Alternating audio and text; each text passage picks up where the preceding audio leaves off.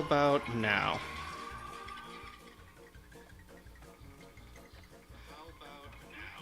Okay, now it might be a little too soft. We'll go right there.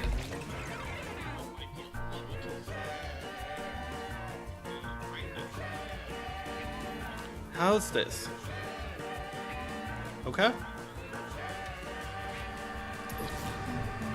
Oh man, this delay is gonna mess me up. But anyway, to no one in particular right now, welcome to the channel. Okay, I need to mute that so it doesn't mess me up. I'm just replying to myself at this point. So, let's take some cats on an adventure. For context, I did the secret area of Act 2 on hard, and then I did another run on my Steam Deck, and I didn't realize that the Steam Cloud didn't sync, and I accidentally deleted the hard mode secret Act 2 run, so that's probably what we're gonna redo right now. Knock out all these poops real quick. This, you know, it was funny the first time I did it, now this is just tedious, but that's okay. Minor 4-second gripe. Game is overall so good that I can't really complain. Okay, let's see. So this cat has some crazy mutations, but this skill is not that good. So let's see what we can make with it. 11. Is Graha still in here? So I gotta check because sometimes I give up the cat that certain other cats are in love with, and then make them breeding monsters, bring them back home, and they won't breed because apparently there is such a thing as monogamous cats, I learned. Which, much to my chagrin. That's... Yeah, I had a custom breeding cat that I had cancer and the bare minimum stats, so I just kind of made all the mutations I could ever want. And then it was monogamous and I gave up the partner, so it never breeded and I never got any of those mutations. First world problems, but you know, if you like that. Oh, let's bring this cat, for sure. Even though the speed and luck are low, that's kind of ugly, but I do want these mutations to stay, and I do want borrow mana, and I do think this... I know it's supposed to be a curse, but this looks like a really good thing. -3 to ranged means nothing. Range can be a dump stat on like 10 different classes. I'll take that any day for a 25% chance to block and knockback. Yeah, absolutely. Let's see. Okay, so this is a weird one. I figured this out the hard way. Basic attack inflicts a random debuff is an excellent mutation. Tech is excellent for Tinker to start. If Tinker has this mutation, he just gives himself debuffs over and over. So that's about the only class it doesn't work on. So what I could do here is I could make this a druid because tech does buff familiars as well. And strength affects bird, health is good. The problem is the charisma is low too. That's... and Simon is close to retiring, so... Ooh, this is a hard cat to give up, but yeah, I think I'm gonna give that one up. Ooh, these are good mutations. Oh right, that's the one I already have in. So you, what was your problem? Your problem is low luck, low speed. These are two of the most important stats, so even though these are amazing, that's kinda rough. But with high health, you can kinda make this work.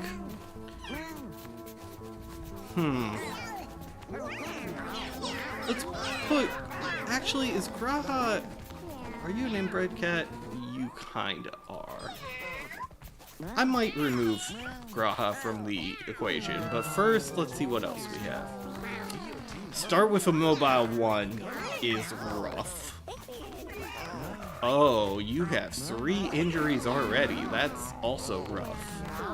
But you can re-roll options when you level up, and that is amazing. Do I still have the cancer item? I do. Okay, that is the good part about accidentally messing up my save, is I still have that item. So I'm gonna try to get the combo again. It doesn't matter what these stats are, you're a collarless and you're gonna re-roll till you get bare minimum. At least I hope. We'll see if I get it. Let's see. Oh, that is a high charisma stat. Wow. This could be a useful one, actually. Add that. Don't need that one. Which one might I replace? Is it this one? Let's put Graha out here and look for another older cat to bring on the adventure here. So it's going to be, I do want the basic attack debuff and brace mutations to pass down. And Catbot could be good too. You know what? Yeah, let's bring that. Okay, so what are we doing with this? This is a collarless cat, for sure. The reason why is because I'm going to give this cancer and try to reroll until I get bare minimum, because then cancer can't take stats and it'll just keep adding mutations and re-rolling the existing ones, which is what I want for a custom breeding cat. This has to be a druid, right? Like, high starting mana is good for him and bird. Strength is good for bird. The intelligence is good for spell casting. The health is a little low, but I can live with that. The speed is low, but kinda doesn't matter on a druid if he has high mana, because the bird will still move and the druid himself doesn't really need a move. Same with luck, so yeah, we'll keep him as that. This is, okay, borrow mana.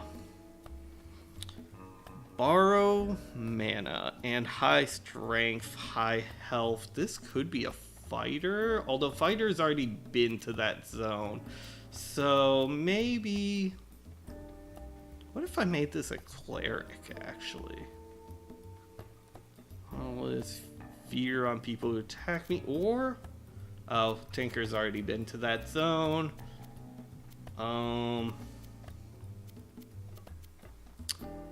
The speed is too low for Butcher. This is the hard part about Butcher. -2 speed is so impactful that I have trouble picking it sometimes. I know the class can be strong, but ooh, it hurts when you have low speed. This, you know, I kinda just want to make a necromancer. And he has range, so it's not terrible. But honestly, this isn't even necessarily a great idea. I just kind of want to. Although, I could also make this a jester, actually. Let me see. Classless, druid, cleric. Yeah, let's go jester. And Catbot, that way I could try to roll for a weapon creating skill and give it to Catbot. Okay, we'll lock in. Get the items. Let's see. That's kind of nothing. That's decent. Alright, we'll look at him later. Asteroid. These are okay skills. That's not bad, actually, because his stats are going to get very low thanks to cancer, and he's going to be going down. Which, actually, I should equip this bandana, because eventually his max health will get below 5. I'll do that too. Give some leeches to everybody. When I'm downed, everyone takes an extra turn because eventually it's going to be going down every turn. And okay, this would actually be funny to give to Catbot, but I'm pretty sure that instantly loses me the run. You know what? We'll do the Bible. I like having an on-demand cleanse. Cleanse is very strong. Ooh, when I use a musical ability, refresh my basic action. So this is really good, unless I don't get a musical abilities. So we'll see how that goes. Do you have... No, he does not have inflict debuffs. So this is not a debuff attacker, which means... Oh, wait, this is... Or maybe it is a debuff attacker. Oh, wait, damage I deal. I need versatile vocalist for Fish Necklace to work. In that case, with that in mind, what am I making here?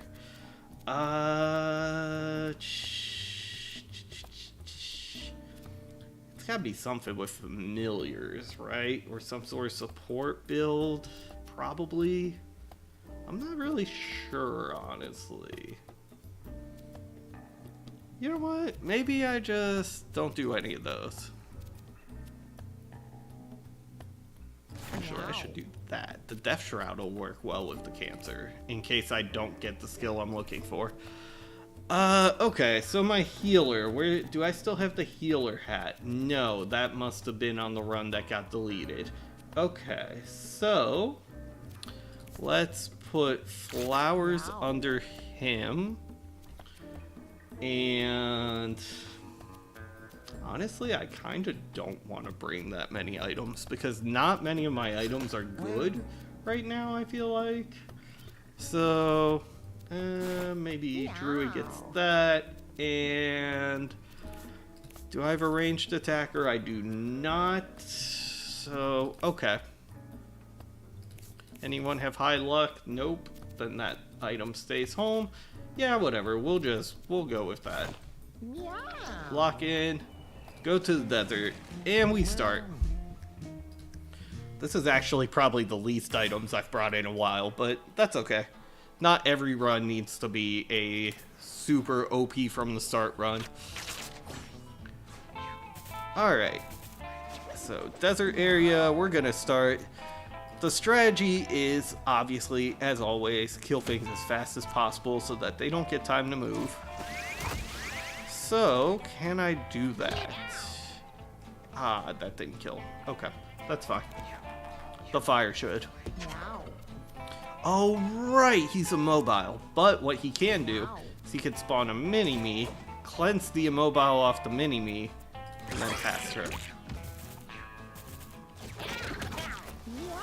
Alright, so now I want to summon some units. We're going to go ahead and give attack buffs to everything. And give shields or make water. Actually, let's... Oh, wait. This counts as a musical ability? Oh, that's actually really good to know. I did not know that, so I get to do the busted stacking things. Because here's the other thing.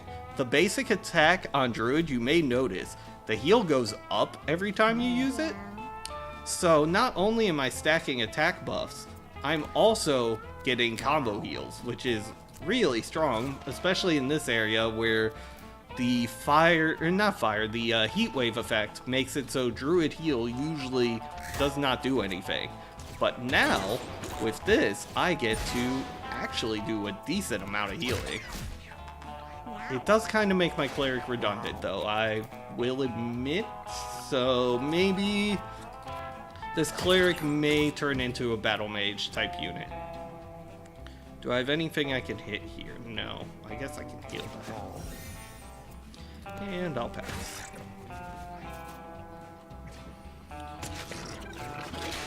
Alright. Next, we kill something. Is there anything I can trample? No. So I guess I'll just move forward and enter. Alright, he can move now. Anyone have debuffs, just heat waves, so it doesn't matter. I guess I'll just break this open. Nope, no coins. And pass turn. That was not that useful. So we're gonna do some buffs, some safety dance, some buffs, some safety dance. Okay, that's... oh, whoops. I did not click safety dance, but that's okay. Making water is strong too. And can I kill this? Yes. Perfect. 2 turns. I feel like I could have gone a little faster, but that's not bad. 2 turns is okay. Did he get a new mutation? He did? I think it was the mouth mutation. Oh, yeah, his health went down a lot, actually. You know what? This is... that's a bad idea, but it's also kind of fun. Or, actually, I can use itch to down myself. That's not bad. Is there something else I want more here? Each time I take a damage, reduce the cost. Yeah, we'll go with itch. There's a clear synergy there. Alright. Bear traps everywhere. We're gonna go for water because I have a way to create water, and these water bottles are busted if you could create water. So we're gonna give them out to the people who did not have consumables. That's just a free heal forever. Well, maybe not forever, but it is just a free heal, which I appreciate. So create mini-me, cleanse it, boom, 1 damage to everything. Next. I can't go through the paper pile? Alright, it's fine. We're gonna drop a meteor on that. Which, not amazing, but whatever. Alright, troops are moving. Next, the bird is insane. The bird is such a good summon. Best summon in the game, in any game really. It's actually such a crazy summon. Look at this, just let me move things wherever I need them to go. Let me just do whatever I need to do. Speaking of, let's make some water so that his water bottle can refill. And the other water bottle is here, so I don't need that. Let's do damage buff. Everyone heal. Oh, whoops, I forgot to do that. Damage buff. Everyone shields. And then damage buff, because I want the bird to have something. And sure, we'll add a little bit more water to prevent the heat wave. Also, creating water kind of protects my druid because, well, admittedly, a lot of enemies here are flying, but it helps keep the normal enemies from actually going in and attacking the backline. Let's borrow mana. This guy can't even use mana, so let's just do that. And you'll notice my water bottle is full because I started in a water tile, and that's great. That's actually so strong. If you're struggling in Act 2, I strongly suggest just bringing anything that can create water. It's so strong. And now I'm going to end here so that he's the one attacked because that's fine, he can take it. Alright. That was a turn. Ooh, there was a bear trap there. I did not pay attention to where the bear traps were. That might come back to haunt me. But for now, I'm going to keep on playing as though they don't exist. And hopefully that works out. Alright. So that was 2 damage. Oh, right, I forgot. I have them setting leeches at the beginning of every game. That is useful. I can kill that. Oh, there was a bear trap. I see. Well, then I guess I might as well grab the coins and end the turn. Which, by the way, if you didn't know, you can grab coins with your melee attacks. Pretty useful, but not weapon attacks. Just attacks that use your hands. And it really is all attacks that use your hands. Like, even if a skill is like a knockout blow or whatever, if the animation is him punching, then it'll grab the items on the ground. What do I want here? I want to move you towards these guys because I think he needs a heal, which he didn't get the heal on the first one, but now he'll heal one. And yeah, I'll wait. I'll get to that. Now he gets a water bottle because that's so good. That's really, the water bottle is actually such a strong item. I'm gonna steal mana from him. There are no enemies really close. Is it just him? Oh, but in that case, I'm gonna grab the food, come down here, and then kill him. And that ends the battle turn 2 again. That is something, I think the more you play in this game, the more you realize you want your characters to do a million things per turn. You want your turns to take forever and enemies to not be alive at the end of it. So throw poop. I've actually never seen Form of the Monkey, so I'm a little tempted to take it just on that. But I also don't think a form change is good for what I'm doing.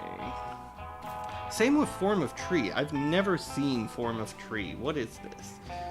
Tree form. Interesting. Oh, this is an interesting playstyle. It's actually just sit there and I don't care if you dive the back line, I'm a tree. That is kind of funny. 14 damage, wow, okay. But since I'm doing songs, I mean, yeah. Basic attack with inspirational song is kind of broken and I kind of have to pick it. Like, you're gonna see why here soon, but this is kind of a very strong synergy. I've gotten it before and it's good. That's the best way I can put it is it's pretty good.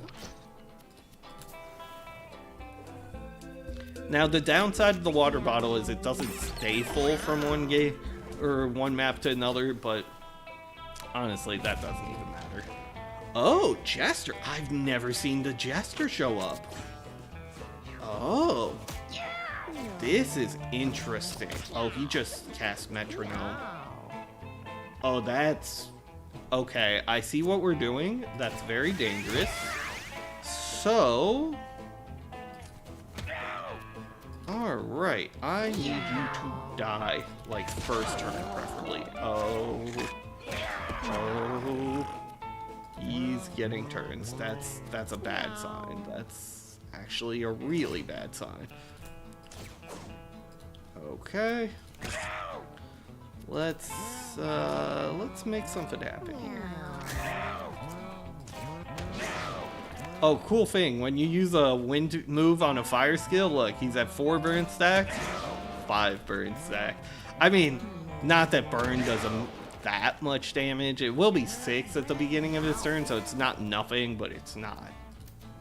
Like, you're not becoming OP because you stacked burns, but it's still cool. Right, what the? Huh? Why did he go all the way over there? Interesting. Yeah, we'll do that. I want to stack attack buffs and then just destroy him, basically. That is my goal. Just destroy this guy before he gets to move too many times. Ooh, it is good that he keeps hitting bear traps, and he's not even getting spells that are that crazy. Oh, it was Wobbly Cat Syndrome. He can block the heal? Oh, that's not great, actually. I don't love that, but, you know, fair enough, I guess.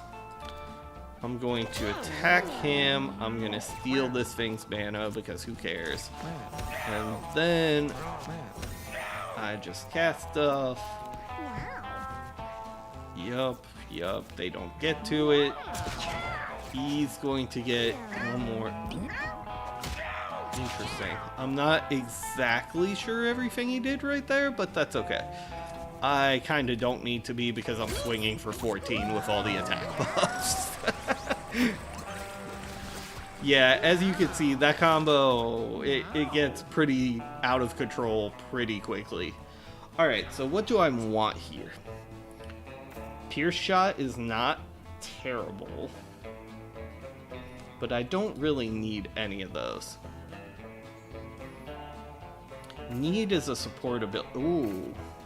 Wait. Oh, you know what?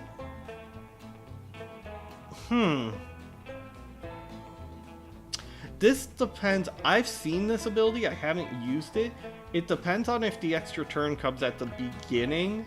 Like, if it comes immediately after he finishes his turn, or if it's at the end of the round. Because if it's at the end of the round, I can cleanse that stun away.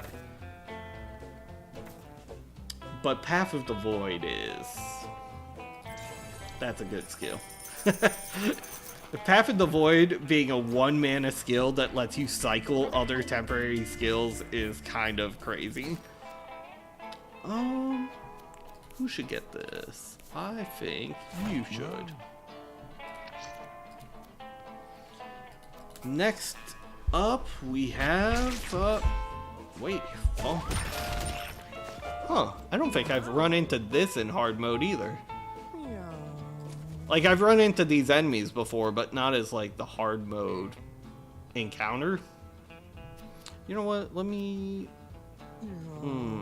Yeah, actually, I'll just asteroid it. Oh, I didn't know he was gonna attack and do damage to himself. Perfect. Also, that asteroid does a lot of burning damage. I hadn't really used that skill before. There's so many skills. So I've not used them all, but yeah, that's pretty good. Let's sit myself right here so that I can do 2 summons. Oh. Do 1 summon. Well, that's okay. It got him in range for me to absolutely destroy him. I am gonna do a safety dance, actually probably 2 safety dances just to have a little bit of safety. Oh, I thought I was gonna be able to do another inspirational song. Oh well. And then I make a bit of water to fill up the water bottles. And now this bird is going to move. Which one do I kill? What does this do? Is this a tar one? Yeah. I guess I could kill the tar enemy. And this is why high strength, high charisma is great for a druid, because this bird... Well, first off, it let me superpower the whole team early with the high charisma, but also, this bird is so strong right now. Every turn 1, he is going to kill something. And it's going to be like that for the foreseeable future. 13, let's go ahead and kill this thing. Then I can kill that, probably, steal his mana. Ah, I'm 1 short. Okay, that's fine. Round 2. Man, I still can't round 1 these. But that's okay. Let's roll the dice. I don't want that. I don't want that. I might want that, actually. Let me go ahead and grab this money, too. And then with my last one... that's not what I wanted. Oh, well. Being able to just 1-cost cycle skills is really strong, and especially... If I get items where, like, casting spells does more effects, it's going to just scale up exponentially. It is a very strong skill. What do I want here? I want... What? Oh, I see. The block thing happened again, didn't it? I didn't even think he was... Oh, wait, yes, he was. He was right there. So let's see if I can actually make that happen again. Nope. But I can do this. So hit him. Oh, I didn't even need the spell. The only problem is I'm doing 2-turn kills, but I'm not picking up that much gold. I would like to pick up more gold as I go. Oh. Well, this could be useful, actually. Or I could Zealot to make him kind of a tank, but Zealot is a little more expensive. I'd rather buddy up, just let him jump in next to a teammate, because he's not super mobile. Rubber cement. I don't think I've seen this. Oh, yeah, I've not seen that item before. Who would I want this on? You know what? I actually do want the water bottles for now. Oh, they do stay full. I lied. I thought these emptied in between battles. Wow, water bottles even better than I thought. It's actually just... It's a cheap Estus flask that you can just buy, which, to be fair, yeah, it's a worse version of Estus Flask, but Estus Flask is really good. So even a worse version of that is still quite good. Alright, 1, 2, 3. We have 3 traps. I might have missed one, but there's at least those 3.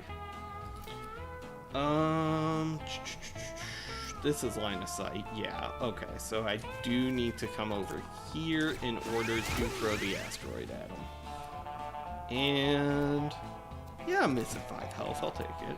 Or 4, but whatever. Let's... Oh. Where did I say it was? It was one of these 4. So I guess I'll go here. Temporary allies. I'm gonna... Oh, he's already dead? When did that happen? How did that happen? Oh, he does have 1 health, but... Oh, did throwing the leeches kill him? Is that what happened? Maybe. Interesting.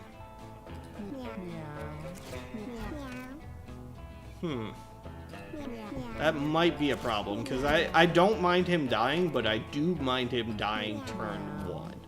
Because I don't think I actually get the extra turns if he dies before my units take their turns. I could be wrong on that, but I don't think I got those.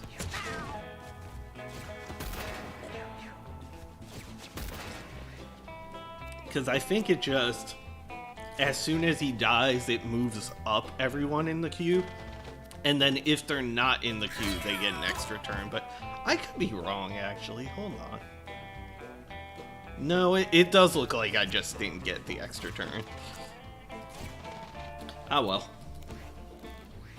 It's not a huge deal. This still looks like it might be a turn 1, so I can't be... Oh my god, you could jump to the bird! That's really strong.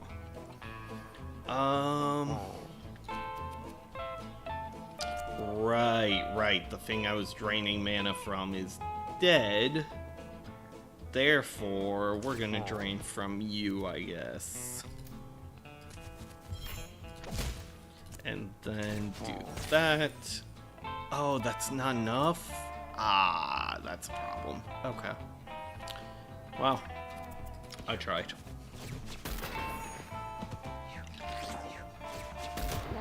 And so, yeah, move on. Oh, maybe I should have left the Jester to go do that, but that's okay. I made a classic mistake. When you trample someone, you're supposed to end on their tiles so that no matter what direction they go, you can still hit them. And I did not do that, and you can now see the reason why that's a problem, because now, yup, I messed up. Mistake, it happens. Anyway, we end turn.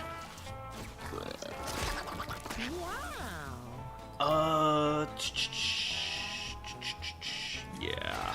Oh, right, I forgot the bear trap. Oh, man. Alright. I'm making a couple of mistakes, but it's fine. Wait, if he's undead, does this hurt him? Yes. Oh, perfect. That's great, actually. That's wonderful. Oh, the damage doesn't go up, even though the healing does. Okay. Fair enough. I guess it would be kind of strong if the damage went up every time. This over here is starting to be a problem, though. I need that to die. I need this to die. Oh, it didn't die. You know what? I'll steal from the crow this time. And then I would like that to... Oh my god, 28? That was a lot of health, actually. And... yeah, I'll just stay right there. 9, you say. Okay. I'll kill this. Oh! If I'd left him mana. Oh well. That's my own fault. Oh, and this guy's back. That's annoying. Oh wait, this lets me pass the hunter. Perfect. Summon brambles. Is that going to do actual damage? Nope. I shouldn't have done that. Alright. Then... that's 12. Oh my gosh, I forgot the bear trap again! Oh, I'm so bad at that. Okay, it doesn't matter. It's fine, but it's mildly annoying that I keep forgetting where they are. So, oh, I'm making a lot of mistakes right now. That's okay. I should have done that in a different order.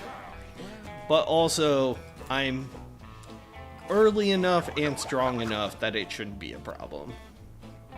I don't have a cleanse, so I won't bother with that. Let's hit him. And then, how much mana do I have? 13. Yeah, it won't be enough to kill. But I can do a little something here. So we're gonna heal because free heal, why not? Now the bird, whose mana I did not steal this time, can cross the map with ease because bird is kind of broken, and just do whatever he needs to do. Alright, leveling up, let's see. Colorless spells, when an enemy downs another unit, they take 10 damage. That's pretty good considering I'm summoning a lot of small things. And honestly, so I'm summoning through the Hunter's Flute, but also I could be summoning cat bots. And even without weapons, if they just die to like incidental damage, then this passive will hurt the person who killed them. So yeah, I think I'm gonna do Thou Shalt Not Kill. Just, again, it's not because it fits this cat super well. It's because it fits this one and this one really well. So it's a good team combo type thing. Alright, what do I have here in mutation? Oh no! I lost the mutation I wanted to keep. I wanted to reroll a lot of these, but I was hoping to get the one with the dice that let me reroll, and that got replaced. Because so the way the mutation works here is I gain a mutation, but it can be in a place where I already have one. Like, for example, if I get a new head mutation, it's going to replace the existing head mutation. And I think the one I had was a tail mutation that let me reroll. And clearly I got a new tail mutation that gives me +1 strength, which, not bad, but that's not really the one I wanted. Oh, I have -1 constitution? Is that why I'm just dying on spawn? You know, let's take off the Leech Brood in case that is part of what's killing me, but yeah, 1 HP, I don't think that cat's getting very far. But it's okay. As long as it gets a turn, it will have value. But it needs to get a turn. Or even if it dies later, that's also okay. Okay, let's see. When I kill an enemy, no. Basic attack hits twice for half damage. That could be useful. It could. I'm not sold on it. It's mostly for crits, but I do have the basic attack inflicts a random debuff, so that would be 2 debuffs. But that's not that much for a passive, so that one, look.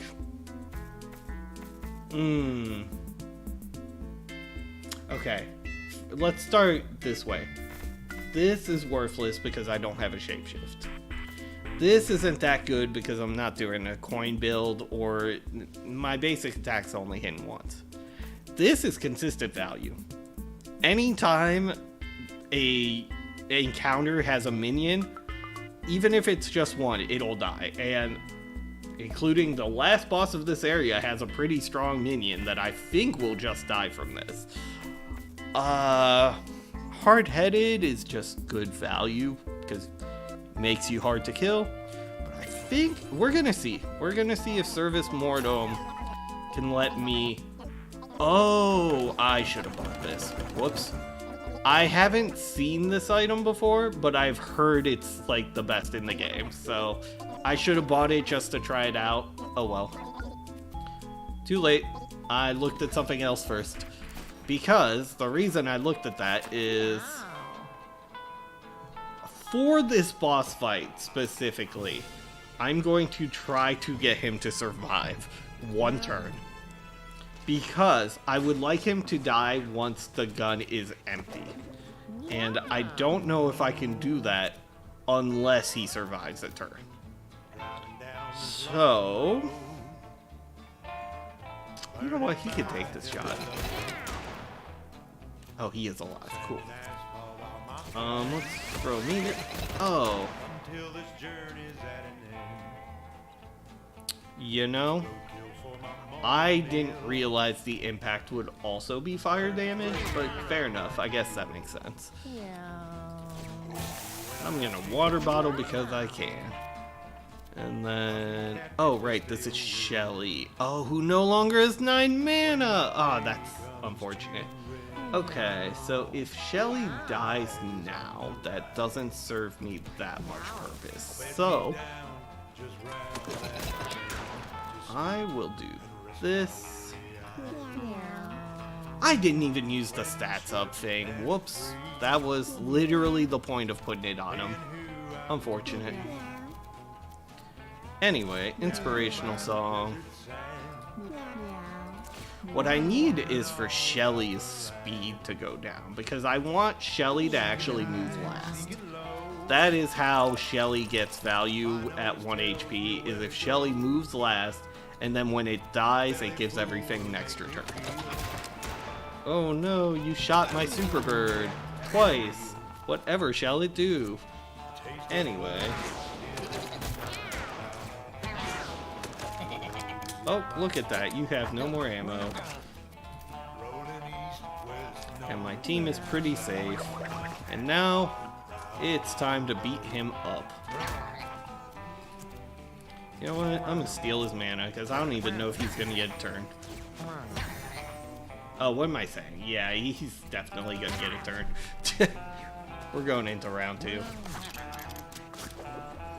Alright, so he refilled.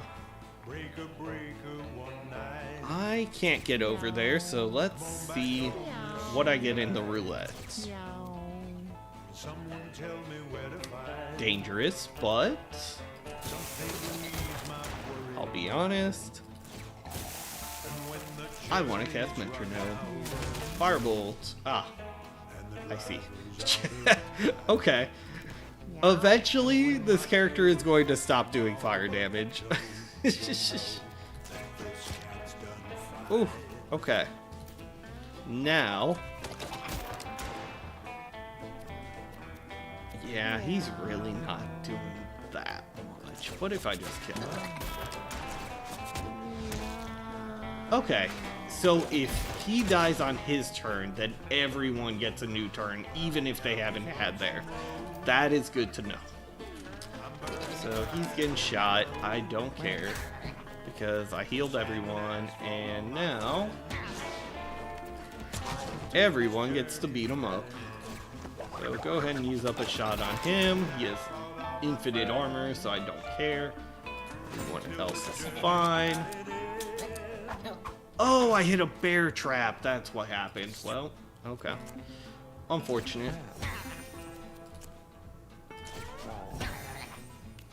Then in that case, I'm going to take the bird's mana and do it again.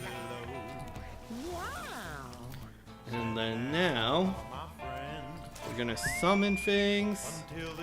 We're going to attack buff, attack buff, attack buff, attack buff, attack buff, there we go. And this should be enough, right? I think. I'm not even going to risk the metronome because if it's something bad, I just immediately lose, so yeah. I probably can't find anything that does damage, but oh, I can remove my debuffs, so whatever. We'll do that. And then create water. Let's buff the animals. Let's buff everyone. Let's buff the animals. I don't even think it matters. Oh, it might matter because I can't actually move towards him. Okay.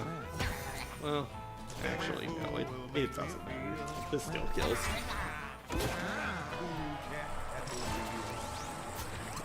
Yeah, everything in 2 rounds. That's the thing. If you have good action economy... Oh. Okay. Alright. So Rap God is really good because it lets you give speed to everyone, but when mixed with Encore and music, this just became the ultimate support character. Although, I guess really Druid can kind of do whatever you want him to, so he can be the ultimate whatever character. Yeah, I'm thinking, let's go Bunker Core, right? I don't think anyone's in chat for me to ask, but if anyone is, you got a couple of seconds. Bunker Core or Crater Moon? What would you rather see?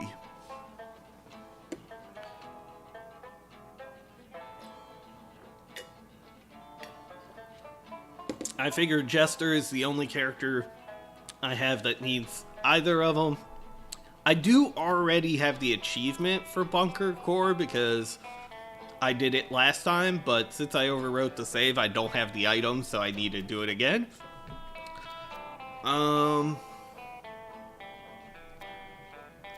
Yeah, I'll go do Bunker Core. Honestly, I like all of the Act 2 areas, so it's fine. But I do think the moon can have an annoying combination, especially on hard mode, in that the asteroids can only take 1 damage each. So if an asteroid spawns with the modifier that makes all of your units get -1 stat, it basically means you have -1 stat for the whole battle because it's going to be the last thing to die. So yeah, I'm just gonna kill him again. That's fine. He definitely needs bare minimum because his stats are going into the toilet, but yeah, I'm okay with that. He is providing value by dying. Honestly, maybe I should have made him a necromancer in hindsight, but you know, I wanted to try the collarless combo again. I got it once, started making a video on it, and then the cat didn't breed with anything, and I'm like, okay, well, I guess I can't make the video anymore. But here we are. Let me steal. Can I steal from the corpse? Oh, I can! Wait, that's... He is getting me so much value by dying. It's actually kind of wild how much value he's getting in dev. Let's buff all of the animals. Everyone gets speed, everyone gets damage. Let me give some speed over to my allies over there. Let's give a little bit of armor for all the animals. Let's give a little bit more speed. Let's give a little bit more damage. Let's do a bit more speed because I want them to be able to go everywhere on the map. And now this gets silly. Let's see, what can you kill? 15? You could just straight up kill that. And then, is there anything else I can do here? Not really, so I'll just destroy the corpse in case there's money. There is not, and I'll retreat. Oh, that was good. And look at this movement. This is the power of Rap God. Am I gonna... Oh, it has 14 armor. I can trample that. That's not even a problem. And then, oh, yep, okay, we crit too, because why not? Let's see what we can get through Path to Void. Actually, what if I did do this? Just make me unhittable real quick. Alright, so... this is a little problematic because his movement is not high enough to get there. And my item won't get me there. Right? I don't think so. Yeah, I was in an awkward spot. Okay, that's alright. Oh wait, I literally have this skill for exactly this reason. Okay, whatever, it's fine. I did it in a little bit of a weird way, but we got there. One turning it, that's what I like to see. Stats up. What stat do I want? I think it's luck that I want. So now drink, yeah, it's generally speaking, I'll be honest, I don't even read what the events are anymore. I just kind of, whatever has the highest number, I'll do that and go, I think this is a full heal one. Nope, okay, permanent stat buff, that's not bad. But yeah, generally speaking, it's best to just, whatever's good. Because failing an event is so bad that it kind of doesn't matter, like, the flavor of the event, just do the one you could succeed at. Ooh, wait, will this work? It sure did. That was funny. Anyway, oh, I can't actually get to him still. That's unfortunate. Can I? Nope. Diagonal, it still hits the pillar. So, yeah. I guess I'm not doing an action yet. But, what if everybody got an action? Oh, this is a little broken.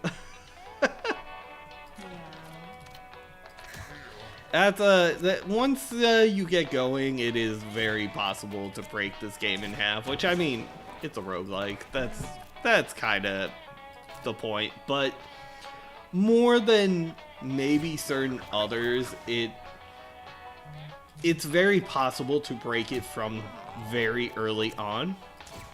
Although, I will also say this is not the easiest roguelike, so while yes, you can break it, it's also very easy for a run to just go sideways. Especially since a lot of the enemies are very strong and have some pretty strong effects if you actually let them play. Which is part of why trying to kill everything in 1 or 2 turns is usually optimal. I can't get to that. Okay, I guess it's just them getting super buffed. Yeah. That's alright. Anyway, can I can't pass through the flies to get over there. Okay. Then in that case, Oh, well, that changes some things. So he's dead. Oh, I do appreciate that they're killing the fly. Alright. Next up. Yeah, that doesn't hit any of the enemies. Perfect. Oh, I thought that would make tall flowers. Whoops. I forgot. I literally wrote the guide on terrain. Or a guide on terrain, rather. I shouldn't say the guide. I'm sure there's others. But I forgot that that is a skill that overwrites terrain instead of interacting with terrain. Whoops.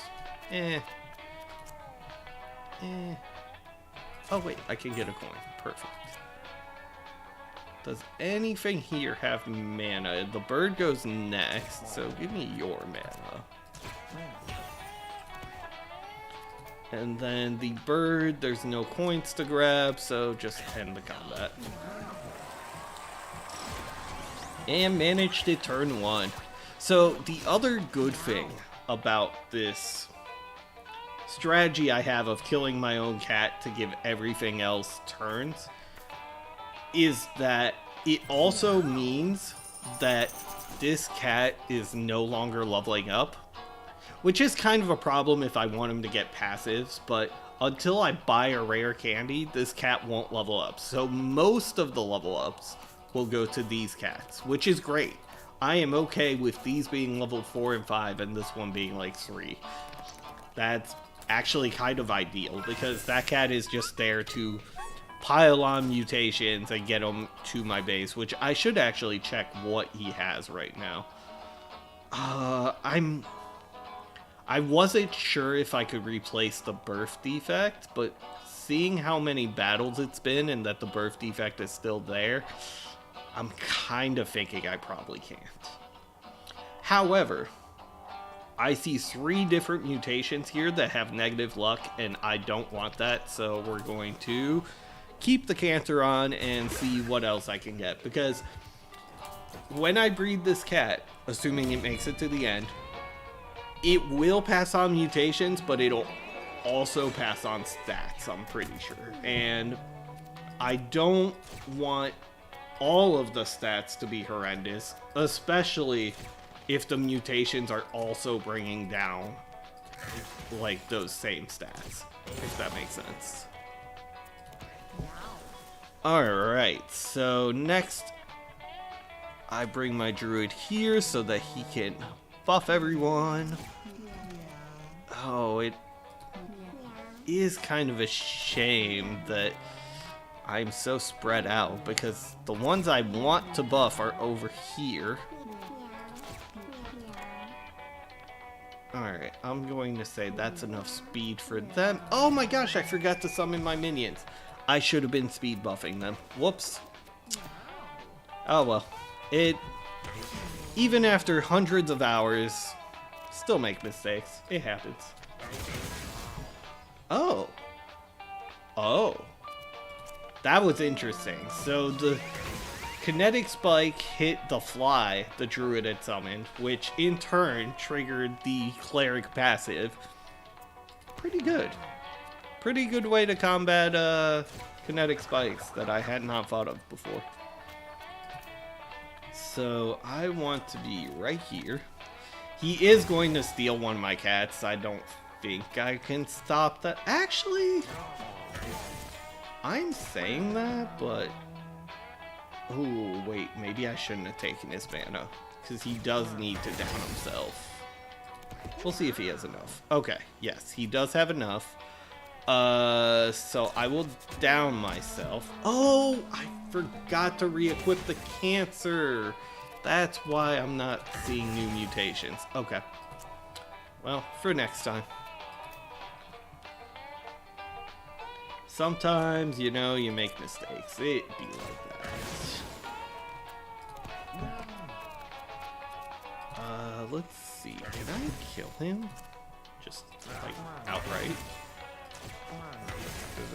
It kind of feels like I can.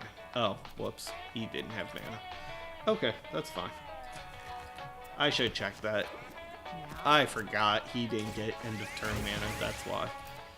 Alright, so I'm pretty sure with 8 burn he's already dead, but I want to just kill him. One turn, Lenny didn't do anything. It's like that sometimes, oftentimes.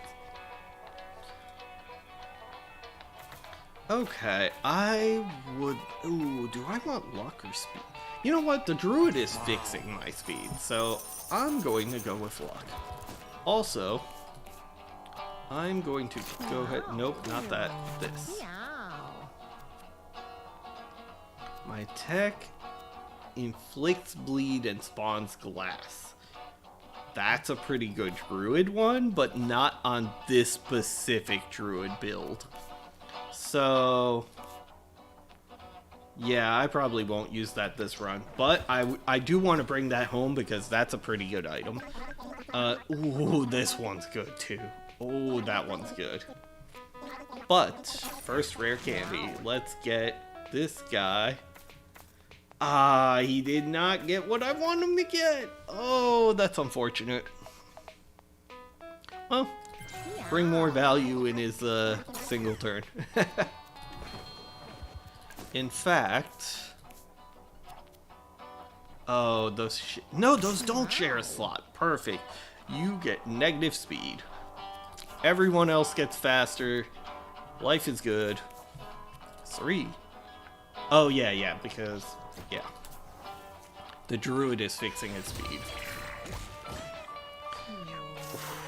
Okay, this is feeling kind of strong.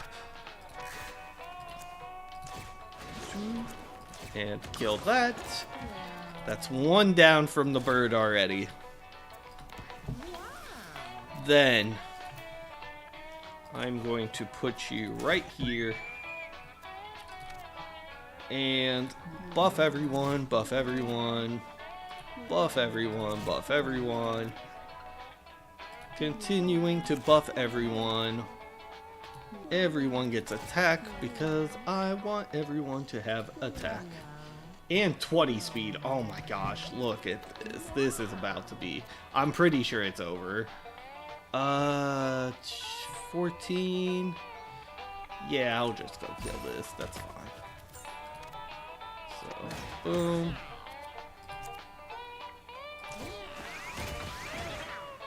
And yeah, I'll drink a little bit. It's fine because he's gonna get another turn here in a sec anyway. 15 kills it. Yup. Then actually I'm gonna jump right here. Hit that. What's his mana at? 7? Yeah, I can take 5 of that. It's 1, and then I move down here to get the coin. Pass turn. Oh, I don't have enough, man. Oh, whoops. Well, that's unfortunate. Darn, I guess we are going to turn 2. I messed up. Okay. I didn't realize his intelligence was so low that I can't take that mana anymore. Okay, well, simple mistake. I'll make up for it. Bird dies, that's perfectly fine. Like, truly don't care. So, boom. Wait, why does he have 4 health now? Oh, does Shelly need more moves to kill himself? That's kind of unfortunate. Or down himself, I guess is a better term for that. But yeah, that's okay. I guess it doesn't matter. It did slow me down by 1 turn, but it's not a big deal. Oh, but he does get a level up now. That is a little bit more of a deal.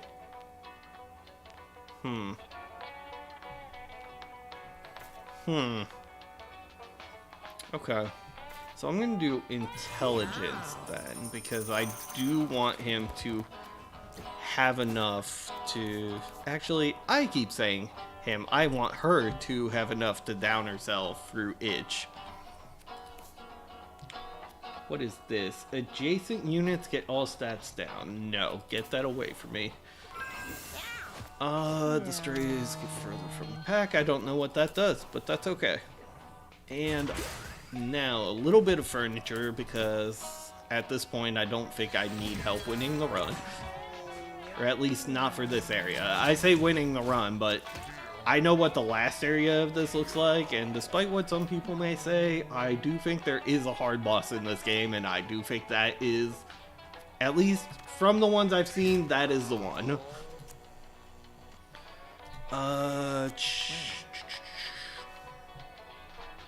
Let's see. Do that. That. Where are they? Okay, my carries are over here. So, we summon some minions. Do a little bit of buffing. Make sure everything hits for 1,000,000. I do not steal Shelly's mana this time.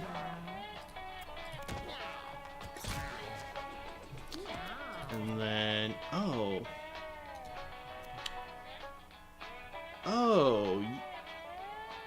wow. Oh, movement range is reduced to 2. It's not by 2. It doesn't matter how much I speed up. The movement range is still 2. I see. Okay. It's a little more of a problem. I don't need these, but they're not bad. But I already passed on these. Oh my gosh, there's other spells in the rotation. Okay. That might actually have been enough. Oh, whoops. I killed the fly. Well, it'd be like that. Oh, roll was the one I was looking for. Roll is pretty good. It allows a lot of mobility. But sometimes you just don't get it. It happens. Alright, so he dies. I do need mana, but I'll take it from the bird this time. And end turn. Wow, okay. That might have been a slight miscalculation on the enemy's part. Because, yeah, I don't think that was the right play. Anyway, everyone moves again.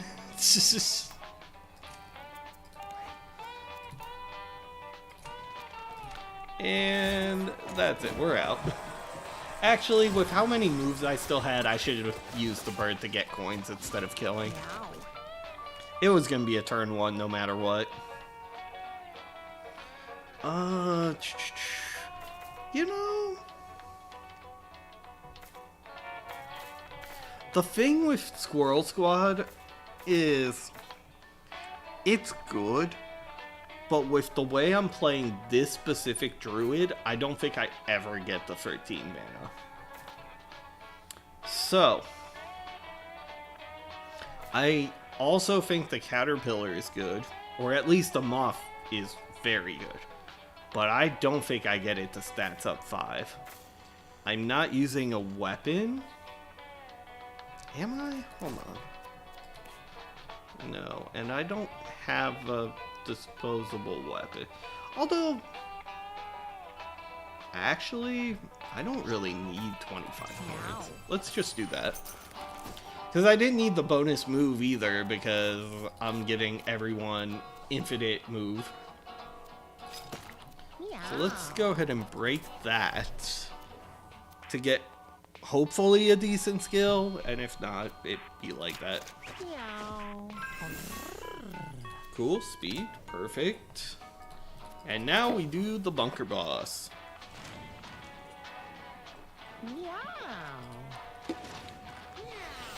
I've also heard people say this boss is easy, and I kind of get where they're coming from.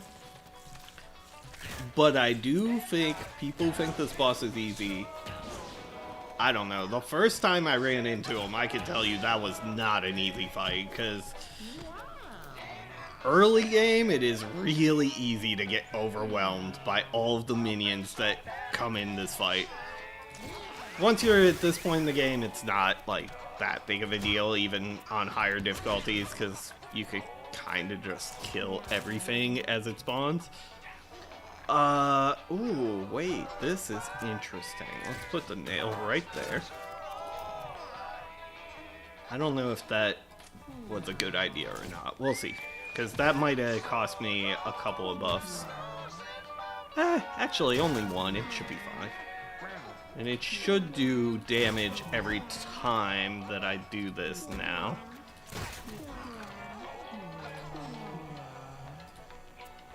There we go. Now everyone moves quickly. Let's get these minions to kill their minions. Oh, okay. Never mind. My minions are just attacking the boss. You know what? That's fine. Fine by me. Oh. Why do I have 6 HP? How did this happen? Oh, right. Permanently gain +1 to stat. I should unequip that. It made sense. It made a lot of sense for what I was doing, but if I'm trying to turn 1 and get everyone to take 16 turns as soon as the game starts, maybe I don't want Shelly getting more health. So...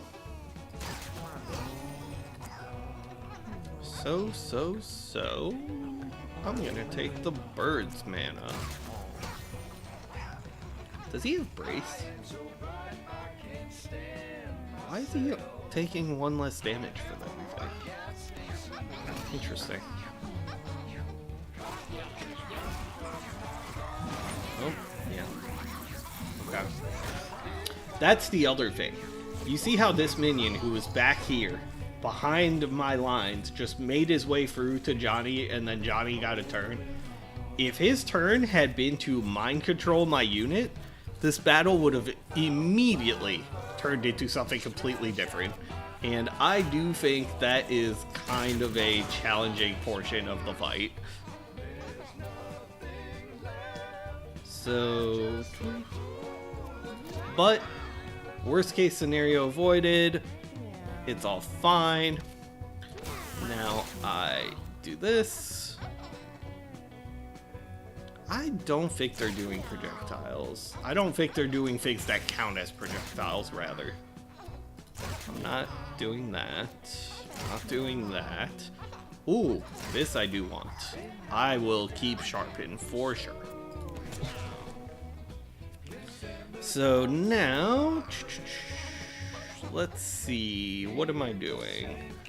Coming here, I'm going to do that, into this, into this, into this, into this, for attack boost for everyone. This electric nail is actually doing a lot less than I thought it would, but you know what, it's fine, it's still free damage. I won't hate on getting free damage. And then I will keep attacking. Maybe do a couple of... Oh! I'm a moron. I thought I was 1 space closer. Whoops. I definitely attacked it to nothing and didn't even realize it. And it's not like I didn't have a move. I just thought I was already standing here. Whoops. Looking at the screen helps with positioning.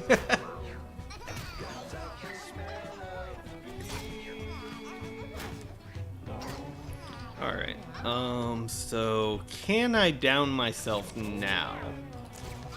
Yes, perfect. Everyone gets a turn. This should be the last turn Johnny is fighting. And honestly, I think everything else also dies this turn, but we'll see. 16. Actually, let me go ahead and hit him.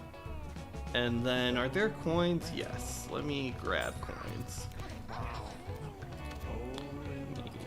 Do a little bit of damage. I could probably kill that one.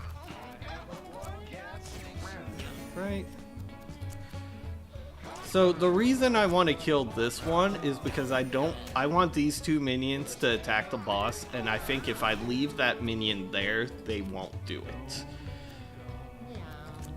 I said the nail wasn't really doing much, so I'm not gonna put another one.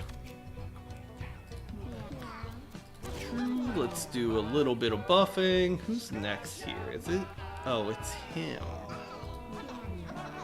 It's blue. So, attack buff on blue. Blue, show me what you got. Some attack. Can I... There's no way, yeah. There's no way for me to do that. Okay. Then I'm going to move him here. Hit for 16. And I'll leave it at that. Darn, we do get to turn 3. I was so confident I was ending it right there, and not only did I not end it, he's even gonna get a turn. But all the minions are dead, it's just him. He's low on health, that is for sure.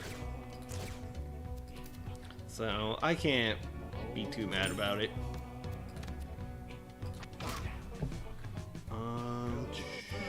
Yep. Okay. He just summons another minion, which is basically nothing. Attack that. Let's hit this thing. Where is my bird? The bird doesn't actually need mana right now. Oh, 2 more minions. That's mildly more annoying, I guess. It's not like bad, but...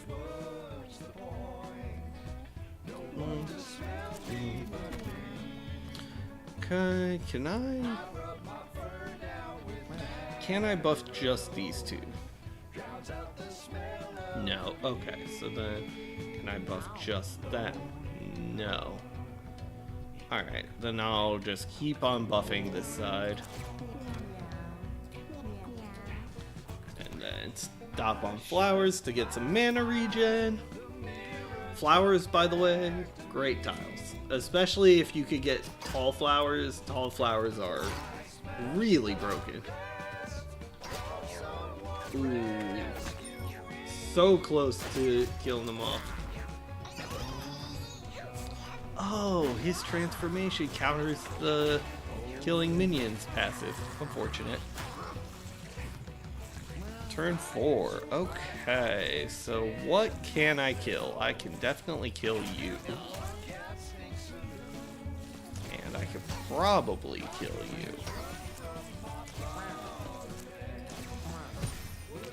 Yep. I didn't even check. Does my team even need healing? No. Okay. I truly have not been paying attention to it at all. On my cleric, I am not paying attention to healing. That's crazy, but I guess sometimes that's how the game turns out. Yup. The druid does so much healing over so much space that the cleric no longer needed to. Which, you know, perfect. Alright, 17, he just dies. Let's go. And then bonus colorless and nothing. Okay. It's fine. Oh. The support has another turn. I was just expecting the carry here, but that's fine. What if I just speed up everyone and give them all attack buffs so that my minions could just win this? Yup.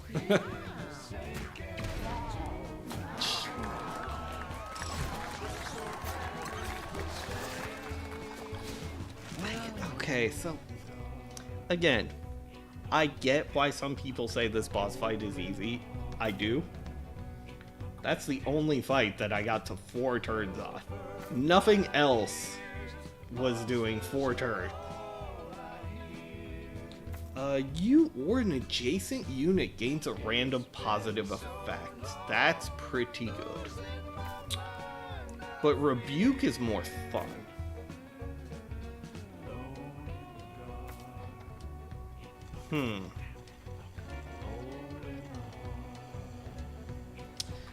I'm guessing that's Rebuke is a melee skill, probably. You know what? I don't know. I haven't used it. Let's use it. It's gonna be more fun, probably. Basic attack inflicts bleed. No, thank you. Also, I haven't really changed my items, but I probably could.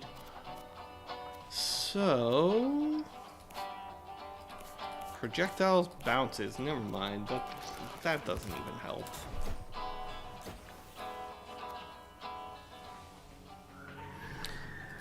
To the core.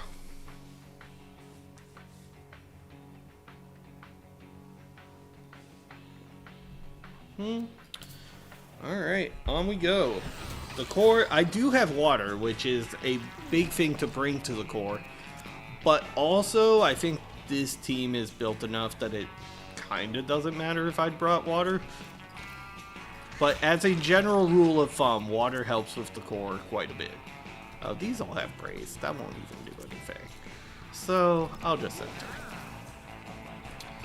Then... Speed and damage. Speed and damage. Speed and damage. Speed and damage. Oh, right. I forgot to do this. Whoops, again. Speed and damage. That's alright, it just means those familiars will go after. Ooh, I get all three with this trample? Yes.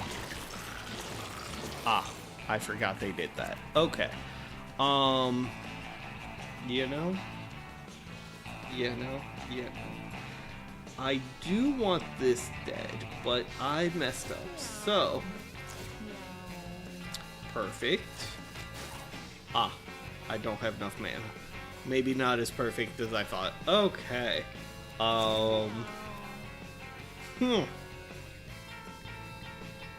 What's my luck? 7? I feel lucky. Let's go.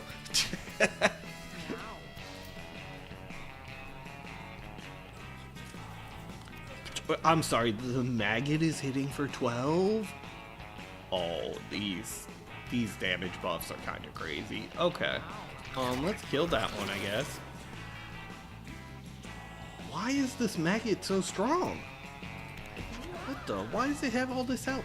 Why does he have all this health? 12 HP. Oh no, I forgot to unequip the Death Shroud. That's what it is. Alright, well. I guess we won't get the extra turn this time. Oops.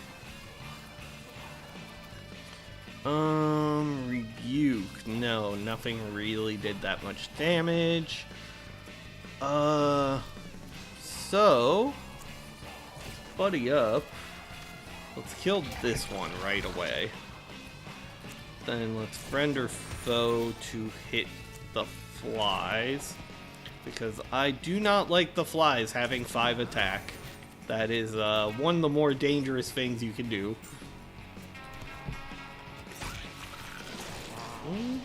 Oh, cool. Are the pets gonna kill him? No, never mind.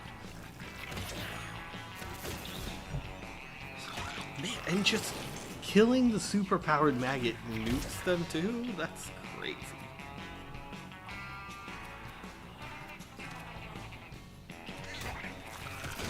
Yeah, this setup is kind of strong. Like, even when I make mistakes, even when it's not going exactly the way I want it to, it still feels unbelievably strong. Can I get to the coin? Yes, perfect. And that just kills.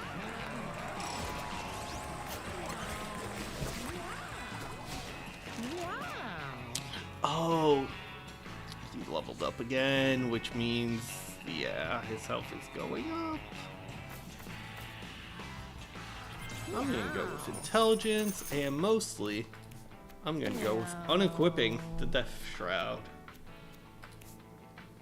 Is there anything else I need equipped on him? No, no, no.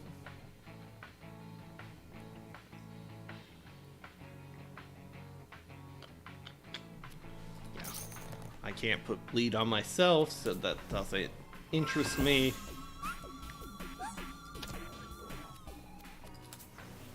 Oh man, if I'd made that a necromancer though, Shelly... Because I didn't even get the colorless skill I was looking for, so... Maybe I should have just made it necromancer. Oh well. That's, hindsight.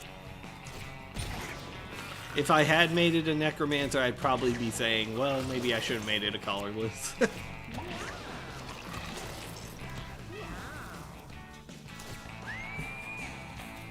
Bring all the familiars out to play.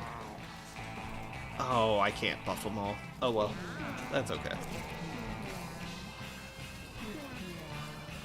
I am still getting a billion buffs from this, so doesn't matter. Actually, I guess that familiar needs the buffs more than Shelly does. If Shelly's whole purpose is just to down herself.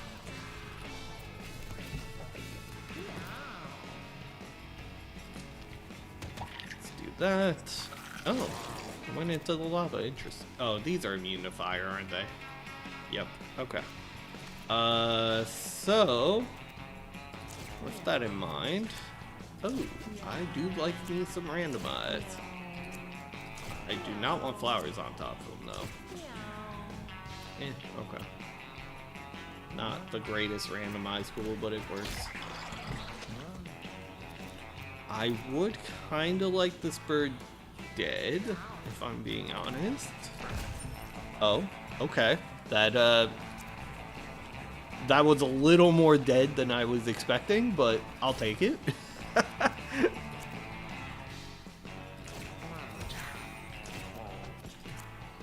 And then I just... Oh, I didn't realize that was still there. You know what? Thank you. Oh, well, wow. The pooter hit for 10, okay.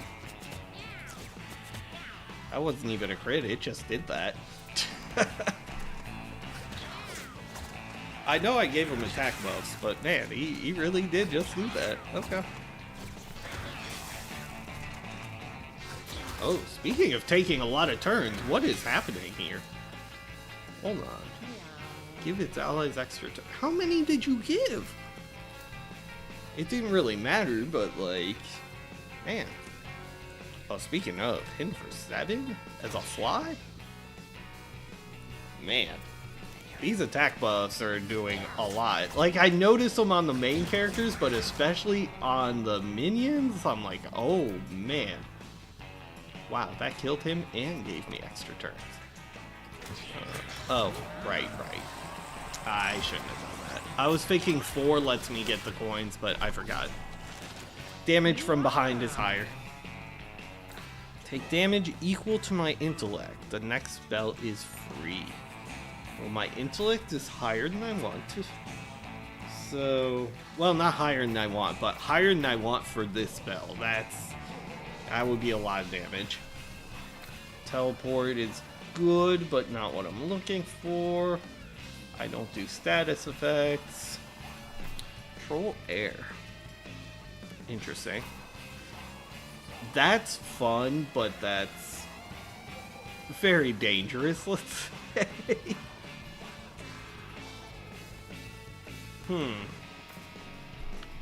Kamehameha is interesting. I do like the skill, and I think it is very good when you're trying to do like turn 1, turn 2 nukes, because it costs 0 and it's once per battle, but if you're ending the battle in 1 or 2 turns, then you don't really need to use it multiple times. Wait.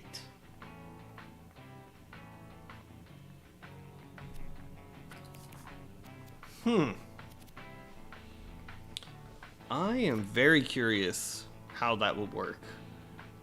But I do want to keep rotating mutations for as long as possible, so I'll wait. I'll equip that when we get to the boss of not this area, but the one behind it. I don't want to give spoilers. I ahead of time in case people come in here and don't want to know what the next area is, but we are going to get there. It's for sure going to be, it's on the radar, it's part of the path. Yeah, I want this right there because just free stats.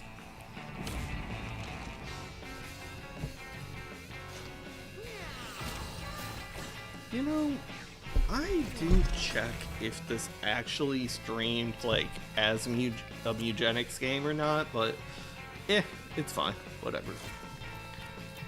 I'm doing this more for fun than anything else anyway, so it's not a big deal. Oh, yeah, perfect. Go ahead and hit the bird. That is fine. The bird does not suffer permanent damage. It can take that. Kamehameha. Ooh, you're at 1 health. But you know what? If he dies from kinetic spikes, I probably still get turns. I don't know. I'll find out real soon, I bet. Immune to fire, so I'm not going to do that. Invert stats. What are my stats right now? That would invert either charisma or dexterity with luck or intelligence. So that's worth it. Let's see. What am I at? Huh. It went to strength? That's not my lowest stat. Interesting.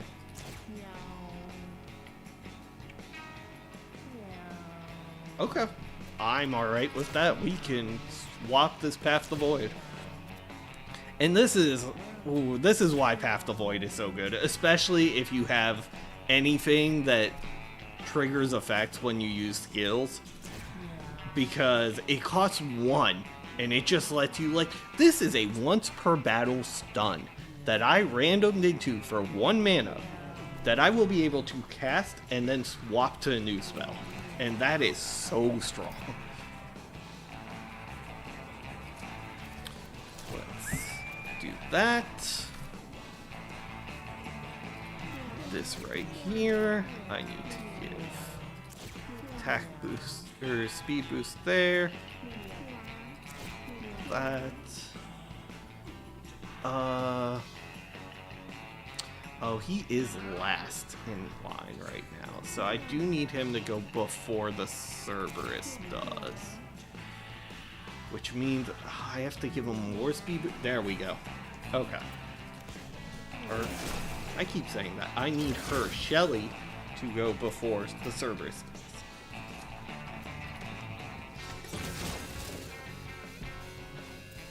And turn.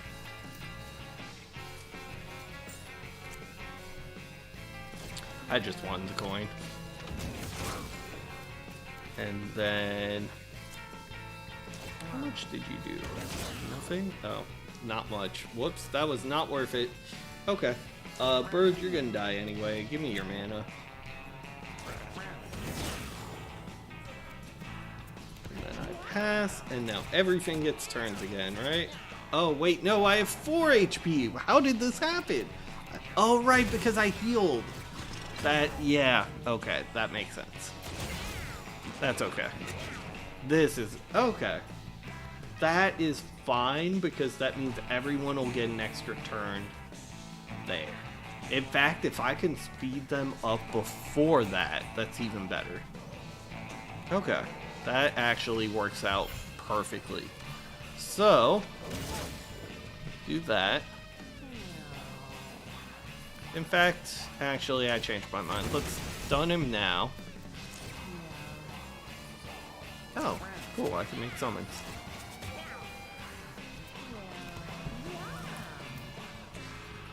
Now I buff everything here. Can I buff everything here? I don't think I can. Okay, so I buff many things here. How do I do? Oh, it has to be like that? That sucks. But yeah. Or maybe, you know what? He can get 1. That's fine. He can get 1 health and 1 attack buff. He's not getting a turn anyway. So... Ooh. Oh, right. He might get a turn. I see. I keep forgetting that the max health has changed, and so he is actually getting healed. Oh, perfect. Actually, Cerberus is helping me out here. So, since he won't get a turn again... There we go.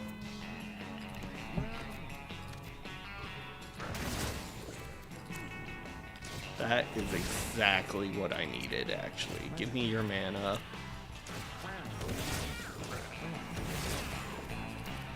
And then I'm gonna grab a coin.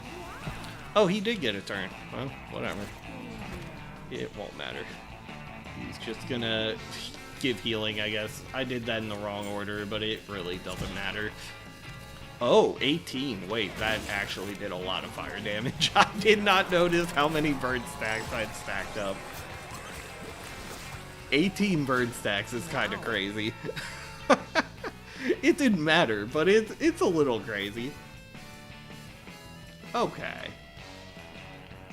Alright. So what if we gave more attack buff, though? What if everything hit significantly harder? Sure, I'll put that there. I don't need this empty water bottle. I've kind of had it now because, you know, I had a way to make water, so I figured I'd refill it, but the battles are going so fast that I don't need to do that. It is good, though. Ooh, an upgraded. Okay, so here's... Sorry, I did that kind of fast. I do want Force Blinders, not for this run, but I want to bring them back to base. Okay, I did that kind of fast, though. But, where is it? Upgraded Path of the Void. This is now 1 mana to cycle through upgraded versions of every spell in the Collarless class. This is so good. Like, Path of the Void is actually a nutty skill.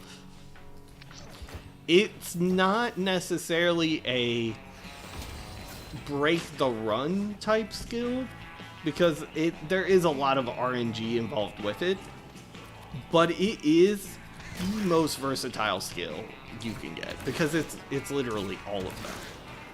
You just, all of the skills are there. Okay, let's get some attack buff. I want to get to this. Can I do that? Maybe. There we go. I just needed 1 damage somewhere so that I can Kamehameha. Then...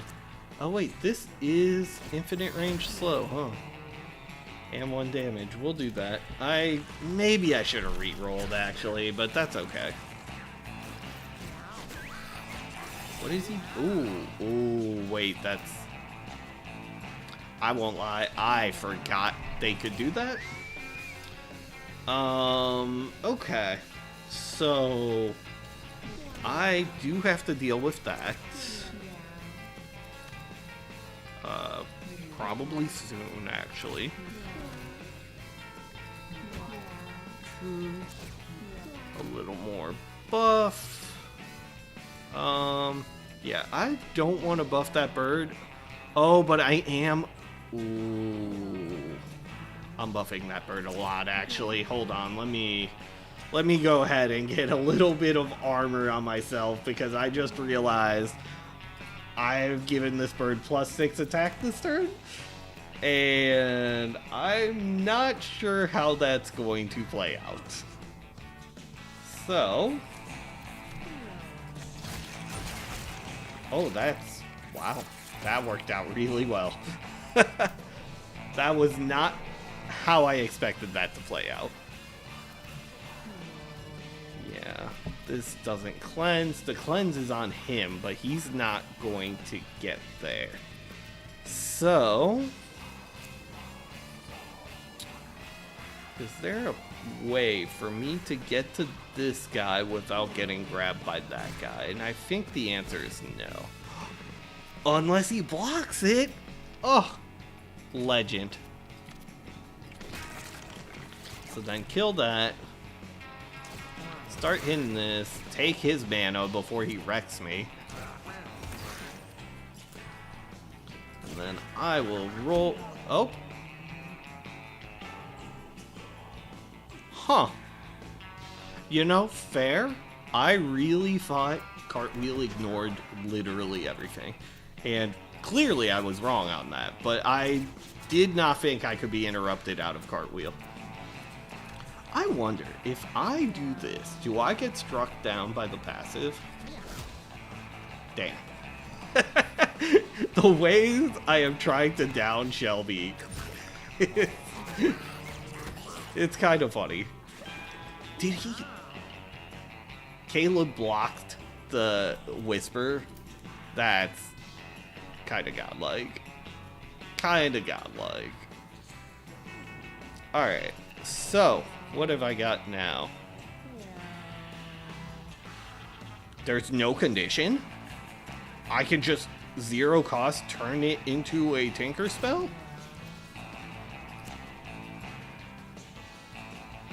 Brother. That was off a 1 cost collarless, and now I just change it.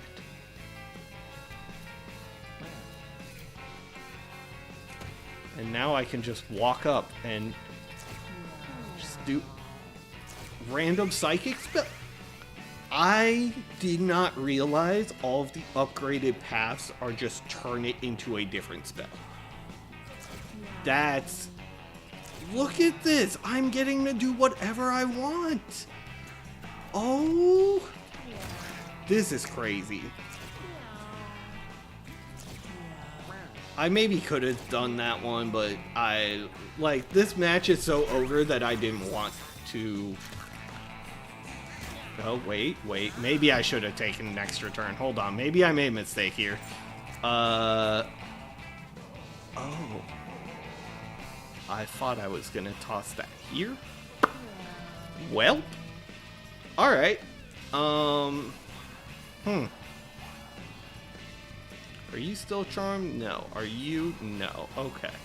Then y'all can have a little bit of buffs. And hopefully I don't get murdered by this guy. But I think that killing him, yeah, that ends the battle. I wasn't 100% sure, but it's alright. Deal 1 damage to myself, yes, but I want more than 1 damage to myself. Is there a way to upgrade this so that I take 4 damage?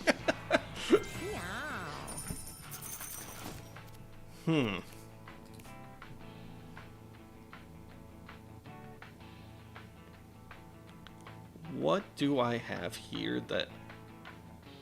So there's 2 negative strengths, 2 negative health, which is pretty bad, 2 intelligence, and 1 negative luck. Okay. They're not bad, but I kind of need them to pick a lane. I do want to keep that ear mutation. +2 luck is pretty big. Same with the eyebrow mutation for health. Which means I kind of want the head mutation to balance those all out. But everything else can still keep changing, so we'll keep the cancer equipped. And also hope that it doesn't break at the end of this run, because I do want to keep the cancer, and I do want to keep trying to roll it with bare minimum again, and this time make sure that I put it on a cat that will be willing to breed. I'm mildly salty. You don't understand. I had a video planned, and I found that combo, went, oh, this is broken. Custom breeding cat. Let me change and make a new video instead about that. And then it didn't breed. And now I don't have a video. Because, like, how am I going to say this is broken when I didn't make it work, you know? Like, it is broken. It's a crazy combo, but, like, if I didn't make it work, I can't really say that much about it. Anyway, here we go. Time to kill the map.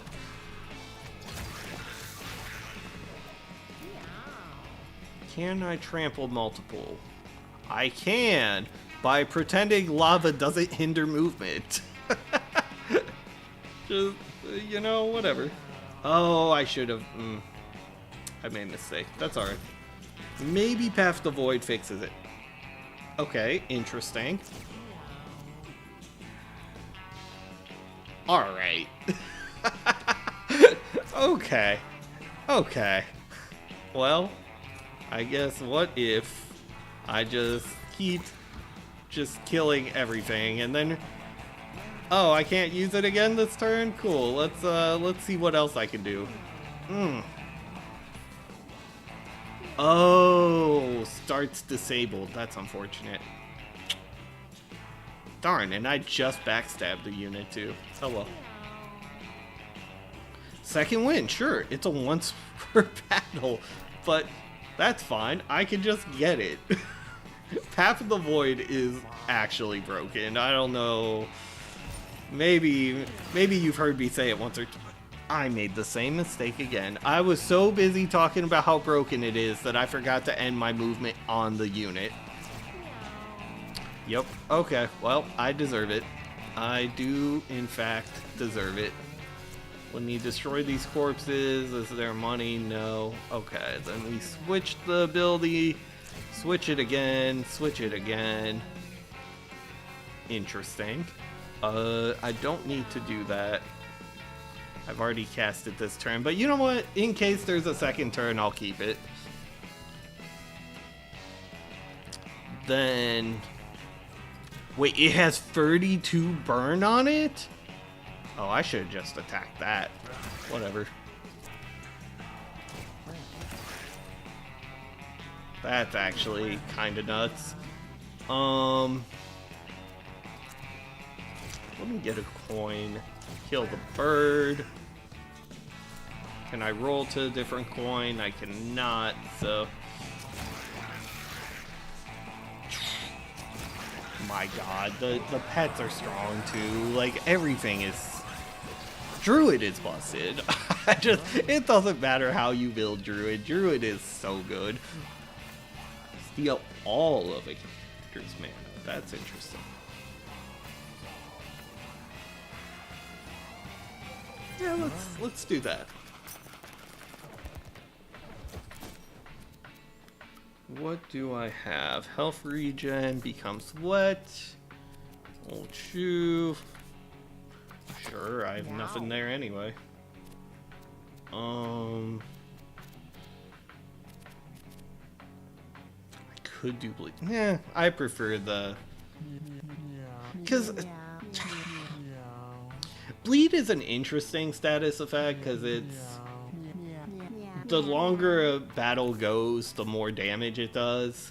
So, like, it's a cool concept, but you see how these battles are going. Bleed doesn't really have enough time to take effect. Oh, wait. Do I want to stop the mutations here? So... -2 on strength, +4 or +3 on luck, +1 on dexterity, plus 1, 2, 3, 4, 5, 6, 7 on charisma. And what stat am I missing? Intelligence. So +2, -1, -2.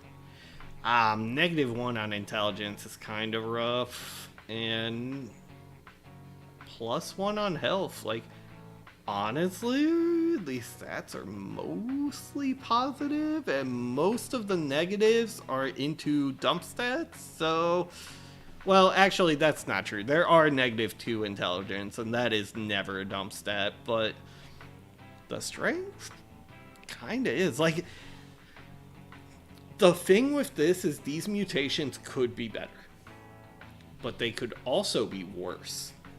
And I'm kind of afraid to reroll when the mutations are net positive.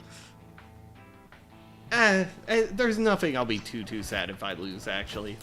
Because there was a game I re-rolled with cancer, and then I had basic attack, inflict soul link, and each cat? I failed this event so bad it affected every cat? Oh.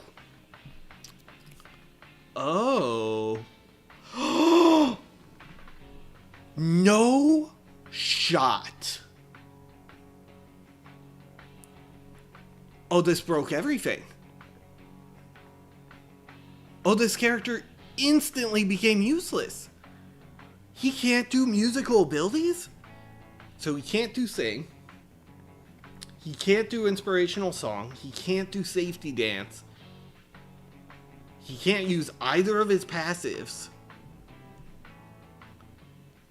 Oh, this character's done. Oh, that's bad. Oh, that's really, really bad.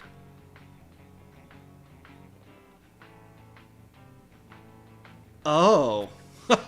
Well. This went from an unlosable run to an unwinnable run in one event.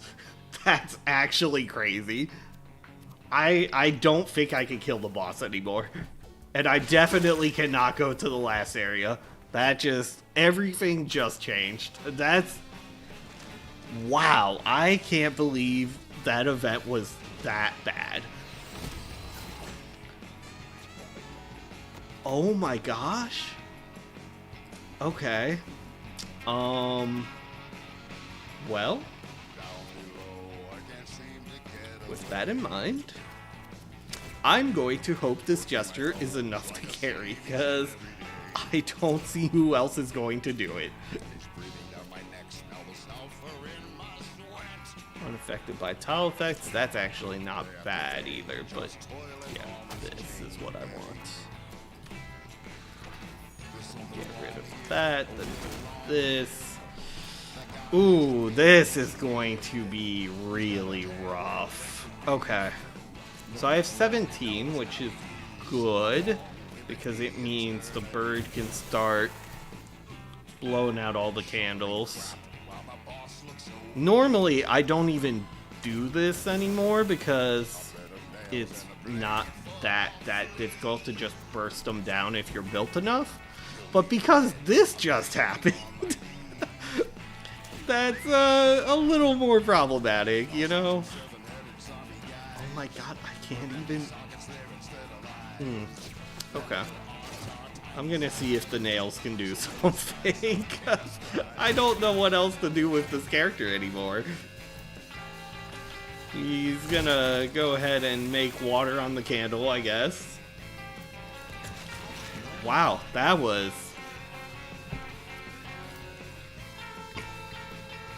Oh, whoops, I should not have placed him there. He's about to get shocked. But... I can't believe he lost his mouth. Also the concept of it, just like, yeah, you just don't have a mouth anymore. Like, okay. But anyway, let me take all of... I don't even know whose mana anymore. You know what? You're barely using it. Give it to me. This is rough. But at least, you know what? The nails are doing something. I guess it's not completely useless, but yikes. That was... I don't think I've had something hit the build that hard before. Like, I've had some bad RNG moments, but usually it's like beginning of the run and you can adapt to it. This being so deep in the run is... yikes. Yikes. Sure, let's spawn a pickup. Oh, I didn't... Oh, the upgraded version lets me pick. That's pretty cool. Okay, wait. Actually, I should have done full Path to Void the whole turn. Like, I shouldn't have even used the abilities. I should just Path to Voided to shock all of these every single turn. Oh, well. Oh, but that is perfect. Okay. I'll do that.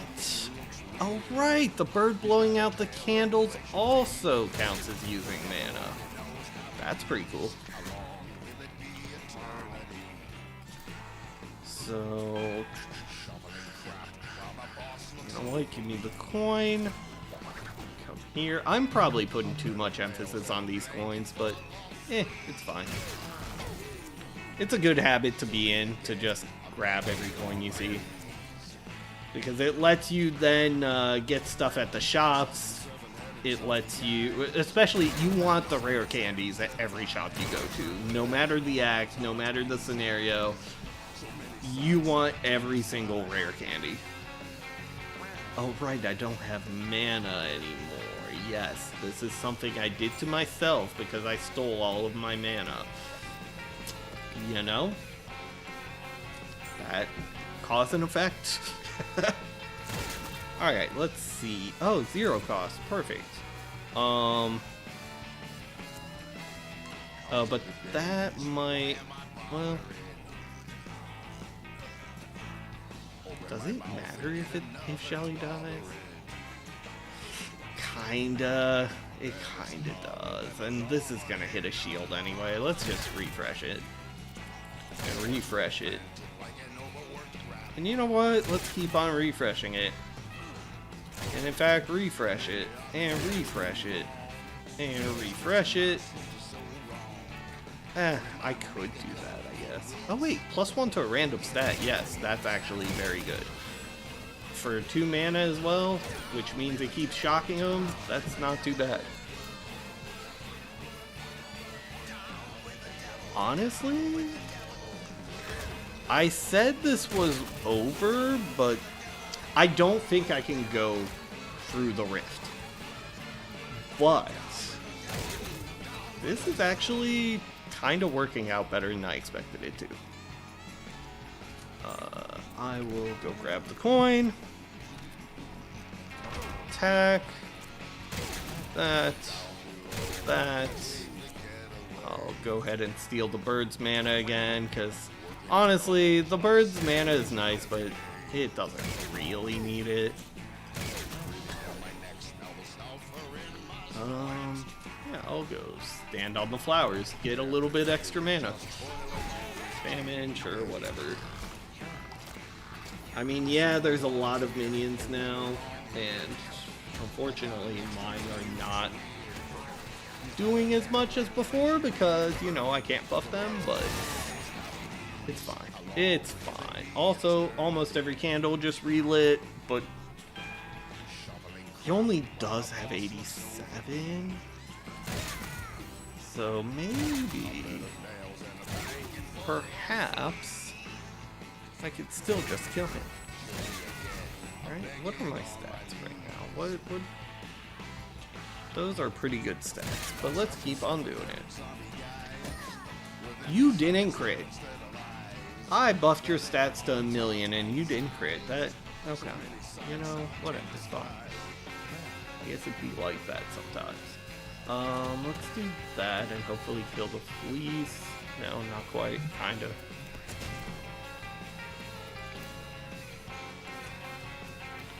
Right. The bird has no mana. Then it's... yeah. Let's move him. Which candle even is this? Okay, considering how this is going, I think I do have to do this. Oh, and I should have checked. I should have put a nail there before I did it. I can't anymore, but that's okay. I'll put a nail right here, and then hopefully on someone's turn, someone uses mana. Where is the boss? The boss is all the way down here, which means one of my characters will get a turn first. Oh, no, it didn't. I lied. I forgot it was here. That's unfortunate. Oh, I did not want him to play. Okay. You know, I said so much about how games weren't going to, like, turn whatever, and here we are on turn 3 with a full health bar boss, and things are not looking amazing right now. So, how do I fix this? Well, first, what's your mana at? 0. Okay. Is the bird dead? Yes. That's also a problem. Okay.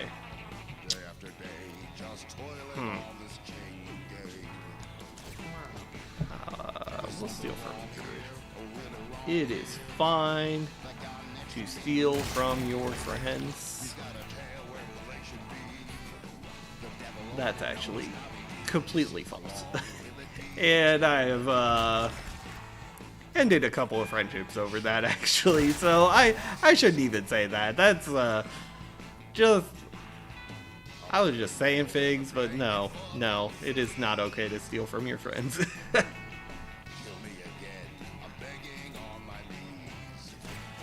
Let's go this way. Oh my god, 17 burns. Wait, that's a problem. I didn't even notice.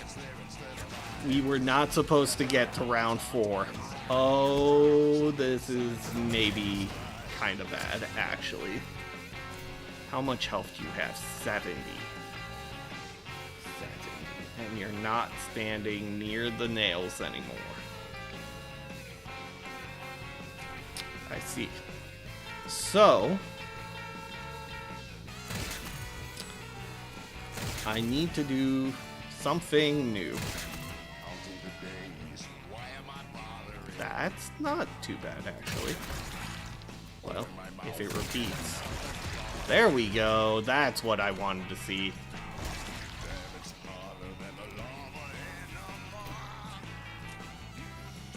Oh, I stole his mana because I didn't want this boss to show up, and now this boss showed up and I don't have mana. I did it to myself. Oh, okay. Things are looking a little more rough than I would like. So, here's what I'm gonna do.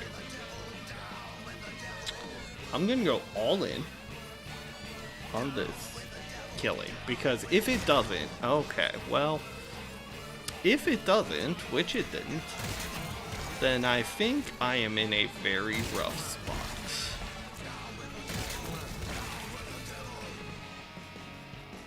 Yeah, I'll take your mana too. Should I just heal blue and let blue take care of it all? He has 19 burns, yeah. I don't have enough mana to kill him, so it's probably better to heal him. For myself... Actually, I have 26 burns. I'm not healing. Sorry, Caleb. You're going down for the team. Assuming it gets back to you, you're going down for the team. Oh. Wait, did he just eat his own minions? That's pretty useful, actually. Oh, okay. Did it. But, two things. Oh, wait, one? These are not dead. So that's one Fae. But also, kill that, and then I need something that will get me back to this.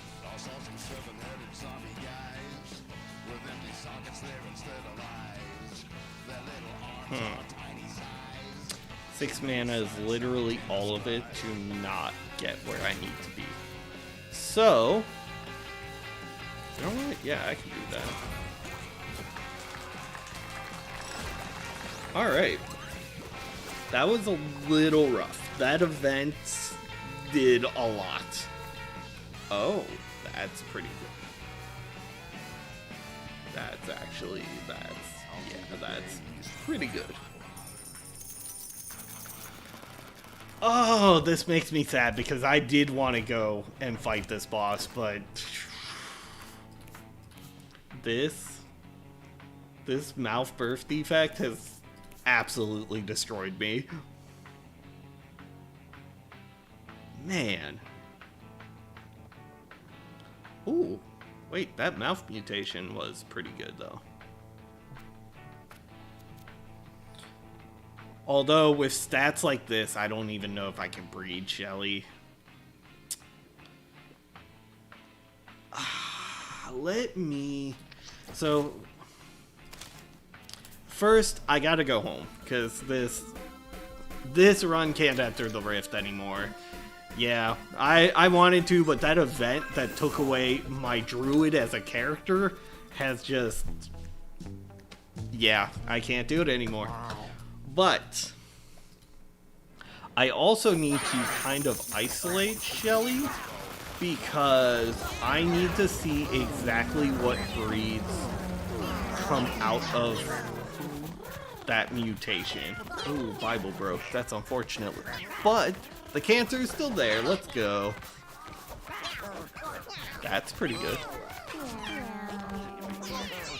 The rest of these, and whatever. I don't need the water bottles, so I'll go ahead and take that. I guess I could take the glasses. Is there anything else here I really didn't want? I never use antidotes, so I'm gonna just get rid of that. Like, it's so situational to bring an antidote, and then even when you do have it, just...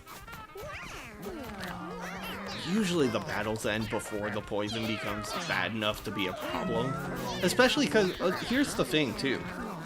If you stack up a bunch of poison, like, but you're winning in 2 turns, how much poison can you possibly stack up? And also, poison's meant to be taken over multiple turns, so it never usually hits that hard or stacks that fast. And if you're winning on turn like 1, 2, 3, then it doesn't matter. Like, you're not really stacking poison like that. Okay, so, oh my god. Caleb got 1 injury. 1 single one, and it hit 2 important stats. Okay.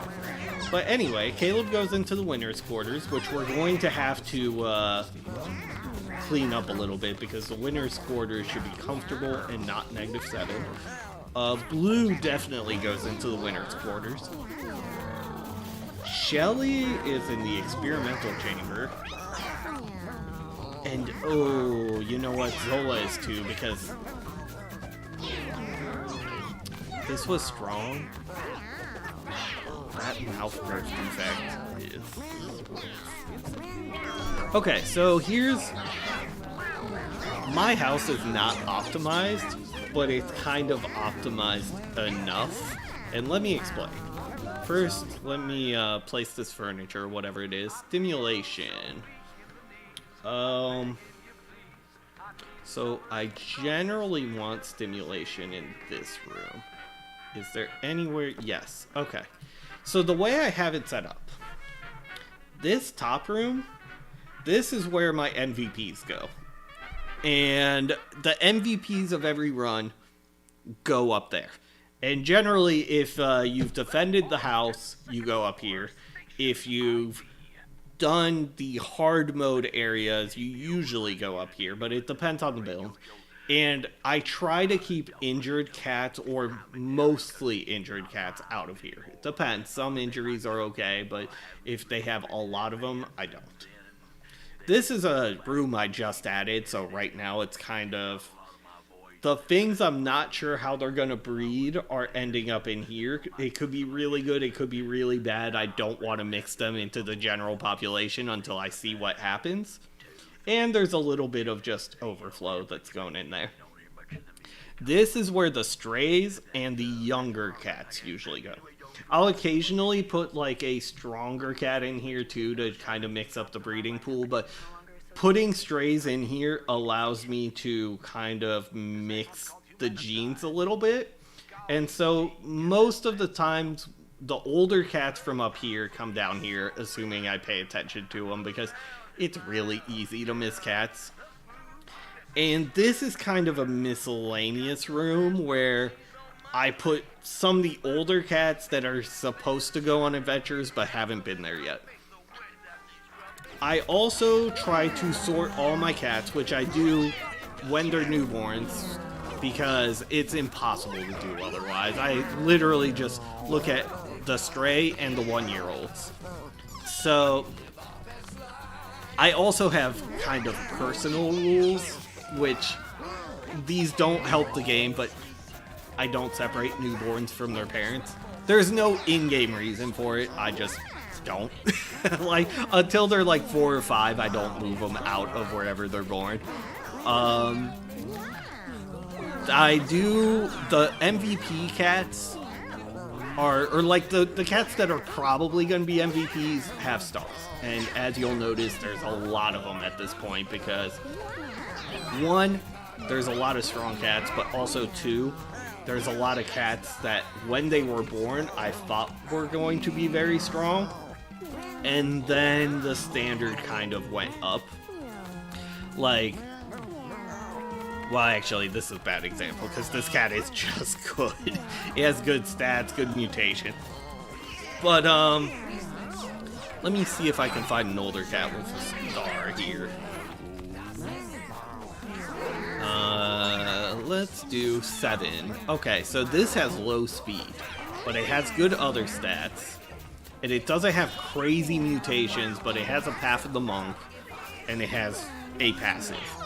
So this was, at the time I got it, kind of an insane cat. And now I look at this and I'm like, this is strong, but also the mutations aren't super special, so like, whatever. The speed is kind of low. I still think this cat could become an MVP, but like, the standard has changed a little bit. Ooh, wait, you're 7 and in this room? Let me put you down here real quick. Speaking of, where was that one? Okay, you're over there. Yeah, let's put you in here real quick. 7. Actually, I gotta organize. Let me see what's in this top room here. So I believe with the new change that zooming in on this room should give me just the cats in this room, right? Yes. Okay. Perfect. I like that quality of leg change. By the way, if you get this leg mutation, your basic attack inflicts a random debuff. Every cat that has it, you're breeding them until every cat starts having it. And that's part of why this cat is still here. I didn't explain all my symbols. Triangle is really good cats that also have a major problem, like 3 speed is bad, but these stats, this could be a ranger, this could be a necromancer, this, like, also look at me is not that great of a skill, but 2 mana skill isn't too bad. So it's a good cat, but not great. Let's see. Oh, square is cats that are usable, but not particularly good. These usually get donated at age 5. It depends, but usually, yeah, I'll donate them age 5. I sometimes donate newborns, but I maxed out the newborn guy, and like 25 gold isn't that much. And also, it's kind of annoying that there's a cutscene every time when we're not actually doing something new every time, which not a big deal, but yeah, it's just I haven't maxed out all of my NPCs, so I would rather give them to Tracy, to Baby Jack, to Butch, to Frank, like even Dr. Beanies, even though a lot of his side quests I haven't done. Oh, he's not even accepting cats anymore. He's just straight up telling me to finish side quests. Okay, I didn't even notice that. But yeah, that's why 25 coins. I'm like, okay, whatever. I get like 100 every run, so sure. Anyway, let's see, where was I? Oh, yeah, some of them, they don't have them right now. If they have this house symbol, that means that my Steam Deck wouldn't load the mutation, so I don't want to say what category they go into yet, and it lets me come back to them later. The doo-doo symbol, well, yeah, doo-doo, you know. These other symbols, usually I use to determine, like, what class I'm probably gonna make them. Like, if there's one that's really obviously a certain class, I'm like, okay, maybe that's what I want. So then, it depends on the person, but, like, I know this sleeping one, for some reason, reminds me of Necromancer, so I'll use that. Intelligence is, like, Tinker, Mage, Psychic. Health is just, hey, this guy has tons of HP. Melee is like, okay, this is a melee DPS. You know. But yeah, that's just how I sort my house. You don't have to do it this way. And I don't even think it's optimal, but that's just how I do it. Oh, this guy needs to come down here. Now back to this. 7. Actually, low speed, kinda, yeah, mutations. See, okay, this is a good example. This was at the time that this cat was born. This looked like a really great cat, and now I'm looking at it and I'm like, yeah, dexterity can be a dump stat if I just make it a fighter, tank, or butcher, but I can't make it a butcher because the speed is low. A fighter's gonna have trouble with 4 speed, and a tank with 4 speed is not getting anywhere. Thief could fix that, but then it needs the dexterity and luck stats, which are also low. So actually, maybe this cat is not great. Ronnie, let's see. Excess mana, cumulative blast, I do like that. Ooh. I like these a lot for what we're doing here. So I may need to make this a mage, actually. Or, Ranger can work too with those things. Or Tinker. I don't know if the weapons scale with dexterity or not. If the guns scale with dexterity, this would be a really good Tinker, but I also don't know how to figure that out, so I'm going to assume they don't, but still, thing to keep in mind. Oh, this is a Necromancer, for sure. You see Go Limp, or the one where you can down yourself without injury, and it becomes a Necromancer. And that's why it has a star. Literally none of these stats matter, because this has your basic attack inflicts a random debuff, and Go Limp. This can be an all-star Necromancer no matter what it rolls. Well, I shouldn't say no matter what. It does need something that benefits from dying, but Necromancer has a lot of things that benefit from dying. That should not be a problem. Necromancer is also, sorry, I went into 2 separate directions there mentally, but Necromancer has so many skills that reward dying, and also, I have an item in my possession right now that rewards dying, as you saw on the last run.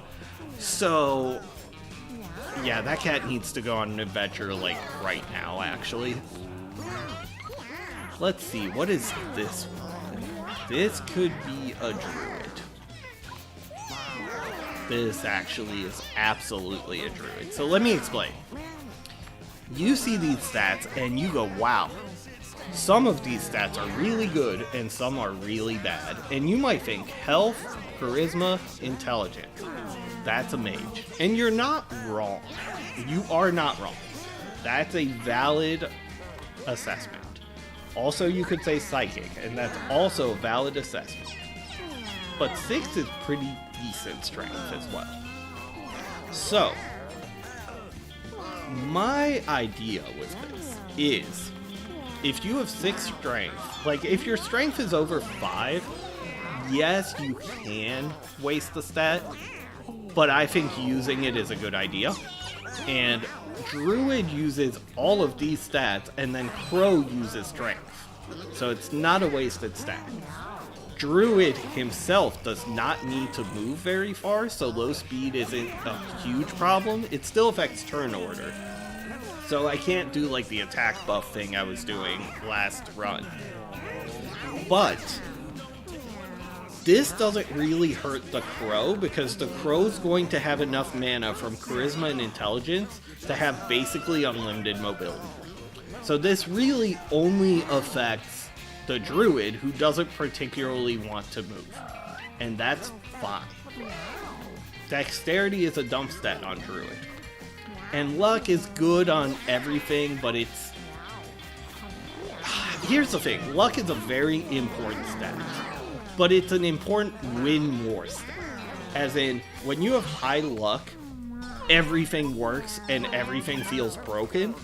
But if you have low luck and you just don't rely on things that use RNG like dodge chance or hit chance, and if everything is just consistent, then having low luck is not actually that impactful. Now, admittedly, if you're trying to do a heavy shot and you're like, wow, this isn't hitting 30% of the time like it should, yeah, that's because your luck is low. Or like, if you have a 10% boosted crit chance but you're not hitting crits, well, if your luck is low, then that 10% is actually a lot lower than 10%. So in that case, luck does matter. But that doesn't really apply to the Druid that much. And the other thing, tech. Tech buffs items you craft, which affect exclusively Tinkerer, or the next familiar you spawn. Druid spawns a lot of familiars, and they all use strength. So that's pretty good for Druid. Like, I could also make this a thing, don't get me wrong. But to me, I look at that and go, yeah, that's absolutely for sure a Druid. What else is up here? Ooh, Flash Forward. That's a really good skill on just about everyone, especially when you have mana. Is this also a Druid? Actually, it could be. But movement range while wet, unlimited movement. Okay. Crazy idea. This might be a butcher. Because yes, the speed is going to go down to absolute 0. Or I think it goes down to 1 if I make it a butcher. So it's going to be slow.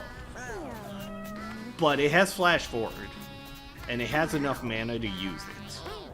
Which means it can teleport, hook, attack anything from anywhere. And yes, it'll go last, but that means it can be cleanup. Or it could save a unit. I'm not super big on Butcher in general, but this might be one. There's other options too. This is good on a fighter. Actually, this is really good on a fighter now that I'm looking at it. Ooh, that could also be a fighter, actually. We'll see. What is Vinicius? What is he doing? That's a mistake. I don't know what exactly I did here, but... Oh, right. I was showing the, yes, I was showing my NPCs. That's how Vinicius ended up outside.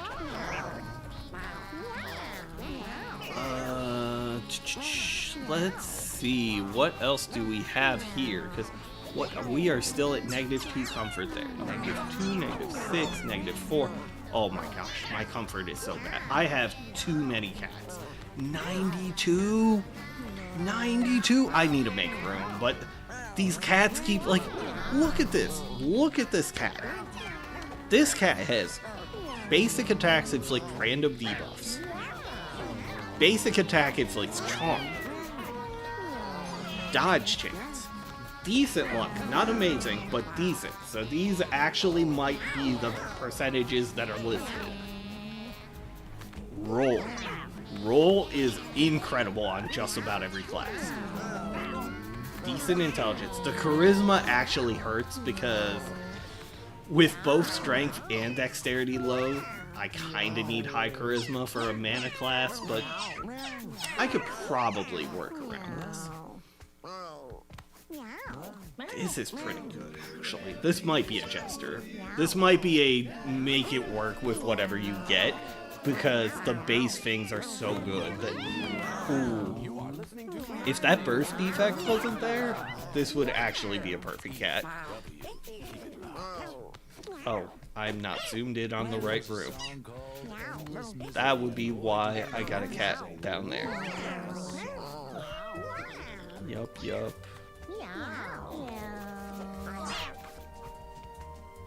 Is this the one I looked at earlier? Yeah. Morrow. Gain 1 charge every time I cast a spell is really good for spell casting classes. That said, I think I get rid of this cat because speed is low, constitution is low. That's a rough combination because you're going last and you don't have the health to tank going last. That's a problem. I also do have these mutations on other characters, although that tail and fur mutation, those are quite good. The extra luck. This skill is nothing, and it's 4 cost. I think you're going to Tracy, actually. Like, it's not a bad cat, but, like, yeah, the standard has gone up. Same with this one. The standard has gone up. Are these all retired cats now? Yeah. Usually I keep my retired cats until age 20, but I admit maybe I'm gonna have to change that. Although, Osid has only good mutations, actually, so we're gonna keep him real quick. Ellis has good mutations, but they're not incredible, so yeah, let's send him to Frank. Actually, let's do Baby Jack. I need more furniture. I need to get comfort up. Also, everything is so crowded right now. I have way too many cats. This cat was really cool, and also hasn't defended the house yet, so it's staying. What is the comfort? Okay, it's positive in the winner's room has to be positive. That's the other thing. I don't want comfort to be negative in the winner's room. Every other room, fine, we'll figure it out, but like the winner's room, it's your reward for going on a trip and winning. Oh, wait, you're round. Right, okay, because you are a stray. No, you're not even a stray? Oh, let me change that. Okay. The circles are also sometimes for units that aren't good, but are strays, so that they're usable strays. Because I do want to introduce more strays into my winner's room, so that, you know, things can go well. I don't know why I started this. That is not a star character. Did Gamma get injuries? No? Why did I start this? Interesting. Oh, I see why I started that one. Is there anything else I can give away to make a little room here? Sorry, I am certain that watching me sort my house is not the most exciting stream gameplays, but you know, it does actually give, I hope, a little bit of insight on like how you can / should set up breeding, because breeding is kind of a complex thing in this game that admittedly I didn't really engage with early, but basically low comfort, for anyone who doesn't know, let me explain this real quick.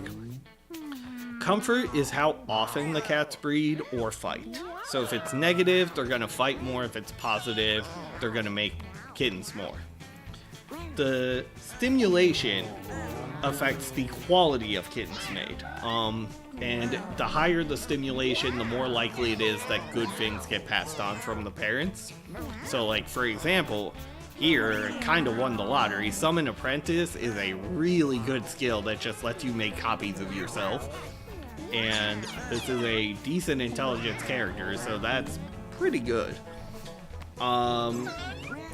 The health is just how likely they are to get injured or die of old age, and basically if they get into a fight in a low health room, there's almost always going to be injury or death, and if it's in a high health room, then they'll probably just say no winners or give you rewards for the fights, if I understand correctly. And then also, yeah, it allows your cats to stay for longer, which means you can keep breeding them longer, which normally is important because normally you sort your cats a little more than what I'm doing, and you don't just throw them away because they got to age 20 like I was doing. Now the age is kind of going down, which is mixed feelings because my cats are also going on adventures older. At one point, anyone 3 and up was going on adventures, and now we're at like, I have so many cats that it's like, okay, if you're 11 and up, you could go on adventure, and everyone else live a happy life. Finally, the mutations is when I end the day, you're going to see some of the cats are going to say they evolve, and that's because they got mutations because there's mutations in the room. And generally speaking, the furniture that gives mutations brings down all other stats, which is also part of why some of these stats are so low. But it is helpful for getting new mutations into the room. Also, important things to note: libido, how often they will make kittens; aggression, how often they are likely to fight; inbred is exactly what it sounds like, and it's just you get birth defects the more inbred they get. I'll be honest, like, I look at this and I'm sure that it is inbred, but I'm like, man, there are so many different cats involved in this. That's still slightly inbred. Okay, it is very hard once you start like getting breeding cats to not make future generations inbred, so I wouldn't worry too much about that. It's just something that happens. Also, this has 2 speed, 1 luck. I do not need this cat. Sorry, I just noticed. Like, I think I got blinded by the high stats, but like, yeah, next to it is a decent speed with almost the same stats. And better mutations, like, yeah, okay. Then up here you have the cat that they love. And this is the cat they are more likely to breed with if paired with them. That said, I don't know where it shows it, but some cats are apparently monogamous, and if you don't put them with the cat that they love, they will not breed. That can be really annoying. Yeah, I discovered that because I found a breeding combo that I wanted to make a video on, and then the cat that I custom made to breed certain stats and genetics on did not actually breed with anyone because I'd given up the partner, so I was like, okay, well, that's a shame. And then hate friends, they're more likely to fight with that cat. It's still determined by like the comfort level, I believe, but if the comfort is low enough for a fight to happen and those two cats are together, they are almost certainly going to fight. Also, the flag just tells you it's kind of the same, or it's not the same, but it's related. This is a gay cat, a non-binary gay cat, and basically the question mark is non-binary. The flag is straight, gay, whatever. Like, so I actually, does the flag only show up for gay? No, there's also this one, which I'm not gonna lie, I'm not well enough versed to know what that means. Because, like, I thought that was the trans flag, but also I'm not 100% sure, and in the context of this game, I don't really understand how that works. But anyway, that's sexual orientation.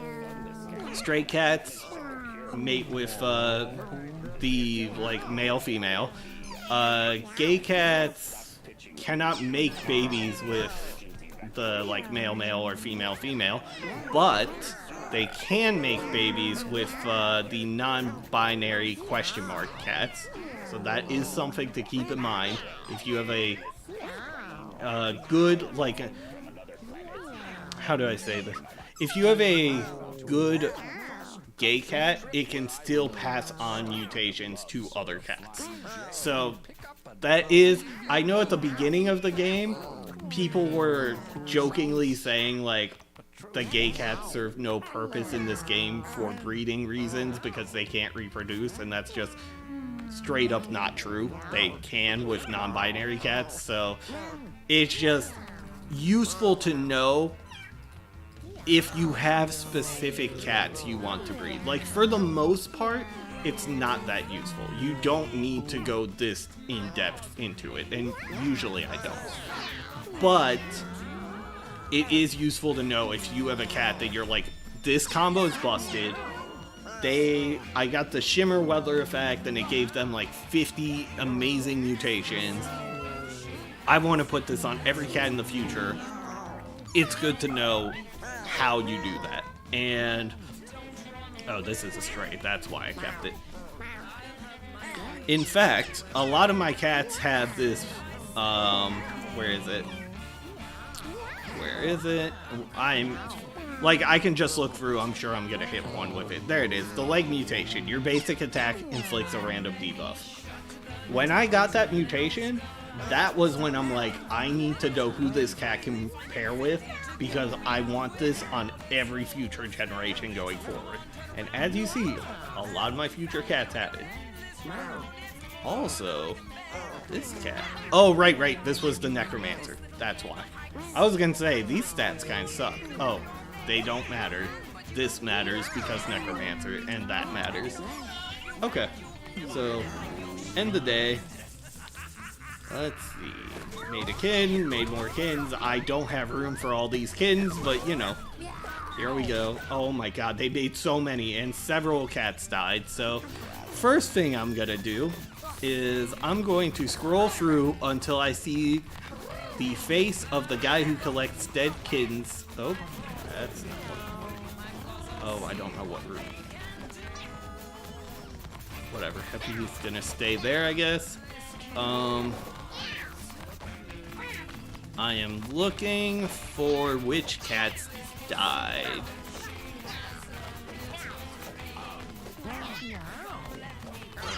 So, okay, there's some dead cats. No, not the not the Necromancer. Oh, I just spent so much time talking about why he would be a good Necromancer just for him to die the same night. Okay, you know, fair enough. Alright. And Shamrock, let's see what you have. Ooh. Shamrock was kind of good too. Oh well, it's not too big of a deal, but unfortunate. There's a million other good cats. In fact, I don't like that I don't see a mouth because that tells me what this birth defect is. Yep. But here's the thing. This mouth birth defect, it sucks, but it's okay if you know it before you go into the run. The only time this birth defect has really hurt me was when it showed up mid-run like that one we just did. Which I guess at that point isn't a birth defect, but the no mouth thing that, where was it? You, right? No, not Grombosis. Oh, right, he's in, or she's in here, Zola. Zola getting this birth defect mid-run after we'd built the music combo, that was rough. Okay, so Stray in here. Put the square because, actually, you know what, triangle, because I can work with this. This can be a ranger. So, okay, let's see. Oh, this is so convenient that all the 1-year-olds are next to each other now. Okay, Simon, you can retire. Oh. Wait, that's this is pretty good. It's gonna be the squishiest among, probably, but that's pretty good. Let's see. What do I have? Ooh, teleport to any tile and waste time. Okay, waste time. This looks like a nothing spell, but a 1-cost spell is really good when you have items or abilities that give you bonuses for casting spells. Like, unfortunately, this mutation did not come on him, but some of these cats have mutations that every time you cast a spell, you gain charge. 1 mana to get charge is really, really strong. It makes the intelligence stat completely irrelevant. Like, it actually turns this into a dump stat, which is great, because at that point, if you have high charisma and you can gain charge every time you cast a spell, do nothing just makes it, you cast 1 spell in the beginning, like maybe I'll teleport, right? Then do an attack, and then I spend the rest of my mana on waste time. So, okay, whatever, that I started with 10 mana, I spent 6, I get 4 waste time, that's 4 charges. End turn, 6 mana. I start the next turn with plus 4 mana. So now, that 6 intelligence is basically 10. And if I do it again, next turn, it only goes up, because the more I waste time, the more charge I get.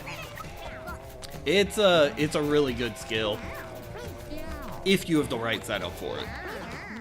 I think there's also an item that every time you cast a spell, you emit a sparkle, and that is really good with waste time as well. Or really any 1-cost skill. It's part of why Path of the Void is so good too, because it's basically waste time with an effect. And that's really strong. Ooh, start each battle with Bruise. That's problematic. I kind of like the stats, but I do like the basic attack inflicts random debuff, but I also have a lot of cats who do that. Pincushion, yeah. Uses up movement action. Honestly, I don't want that. Okay. Mouth Birthday. Ooh, the charisma is gonna hurt. So this skill basically doesn't exist because the charisma is too low to cast it. So where do I go with this? If I have charisma items, this might be a mage, and otherwise it's a ranger, maybe. You know what, I'll put a triangle, because it'll be item dependent whether or not I can run this. Ooh, sparkles each time I cast 8 spells. Oh, that is also good with something like Do Nothing, because you can just easily cast 8 spells and just, boom, sparkles. Rouse is very good. Yeah, that's just give 2 charge, which charge is quite strong. I do think it's one of the stronger positive status effects. Because mana lets you do actions. The more actions you do, the faster you kill, and the faster you kill, the less you get hit. It's really kind of a simple equation, but it is good.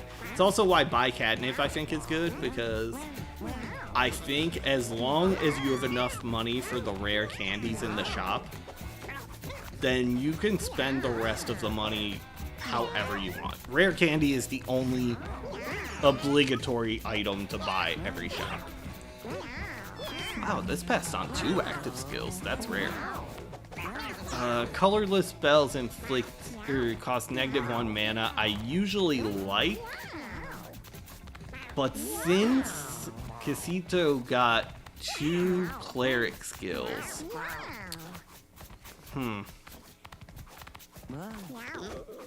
also blind is a problem. Because I can't remember if blind is the blind status effect or that they actually can never hit a physical attack. And one of those is significantly worse than the other. But this could be a mage, so we'll... Or it could be collarless, maybe? But if it's collarless, it has a melee attack while blind, which is not great. But if it's not collarless, I'm losing 2 speed for nothing. Yeah, I guess I'll keep it triangle for now.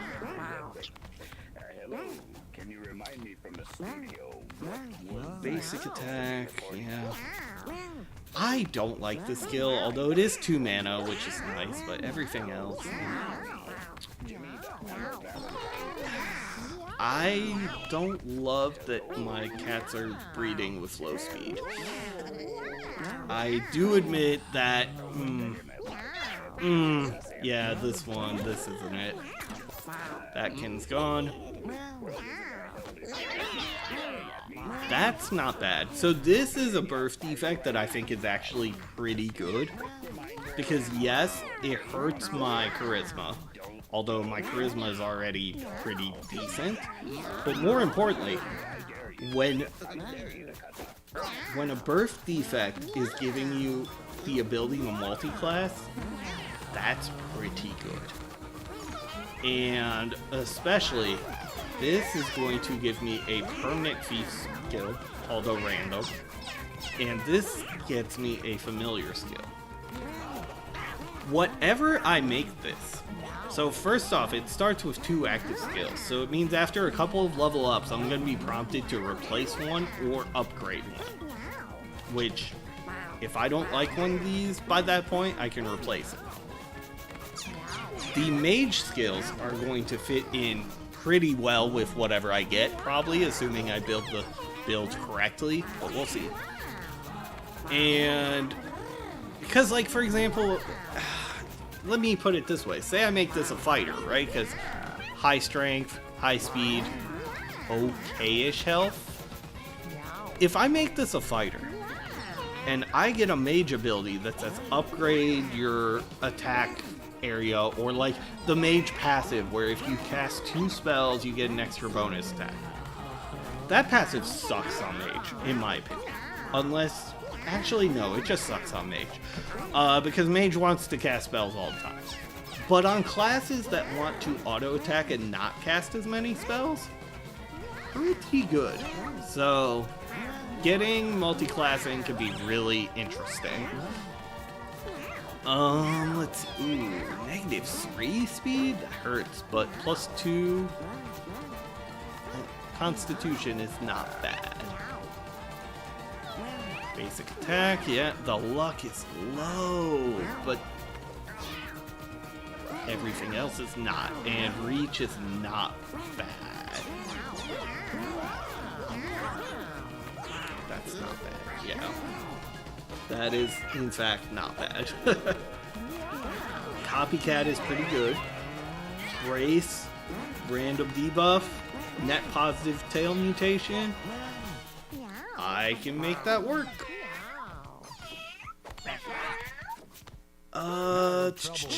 Ooh, that body mutation, just straight up luck. I like that. It is negated by the fur and head, but you know. Ooh, wait, I have 1 luck total. Oh my god. Okay, well my cats are not breeding for luck, apparently. I don't embrace. It's a 3-mana spell that doesn't really do much, like... I can see where this could be useful. This could be a druid. This could be maybe a psychic, but this could definitely be a druid. But Brace?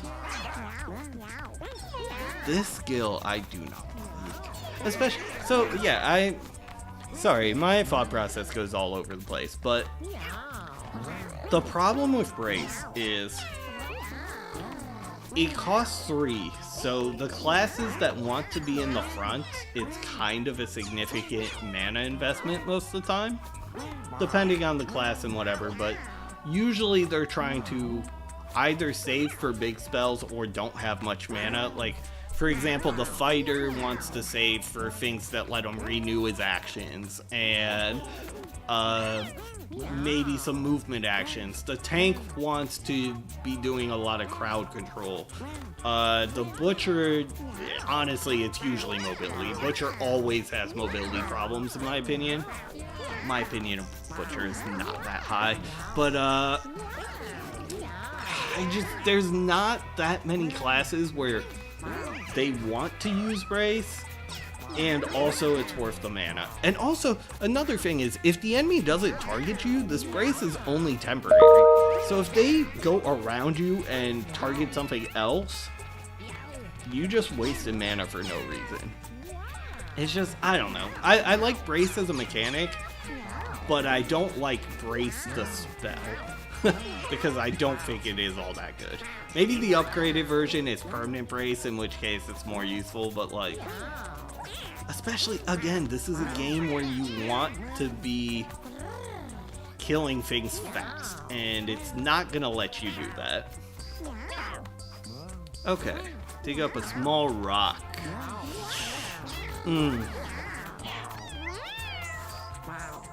I can see a build with this, but...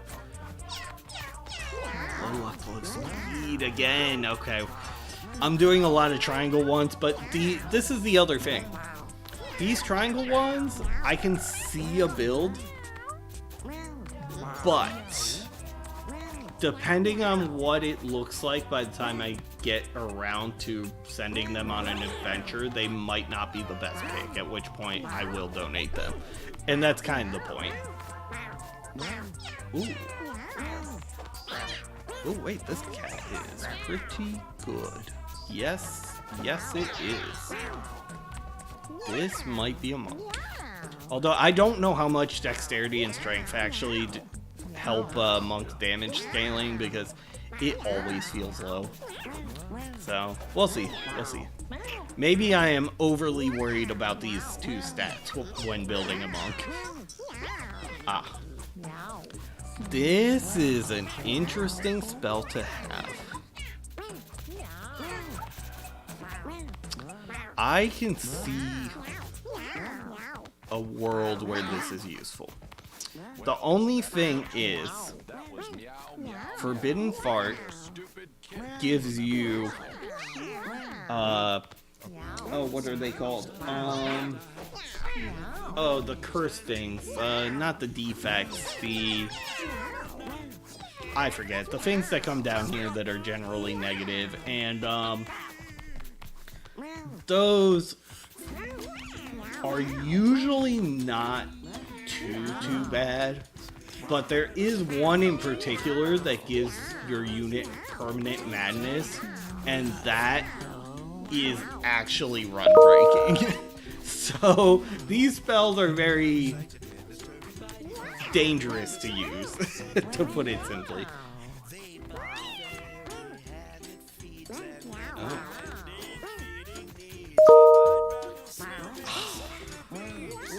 So I'm torn on this one. I'm gonna put a triangle here again because This doesn't feel like enough, but these stat lines are kind of what I want. So we'll see. Alright, and that's everything. Do I have any 20-year-old cats? I already gave them. Okay. I have something coming in 4 days, but kind of a spoiler, so we won't talk about that. Ooh. Ooh. Yo, check your shops, because natural 20 seems incredible. Yeah, I'll throw away some items. That is fine. Give me that. I don't need that. Is there anything else? You know what? I don't need this. I would rather have the confused. Is there furniture? No, still not. Oh my gosh. Alright, let's clean out the poop. On the chandelier? Come on, man. It's a crystal chandelier and you're gonna go poop on it. Okay.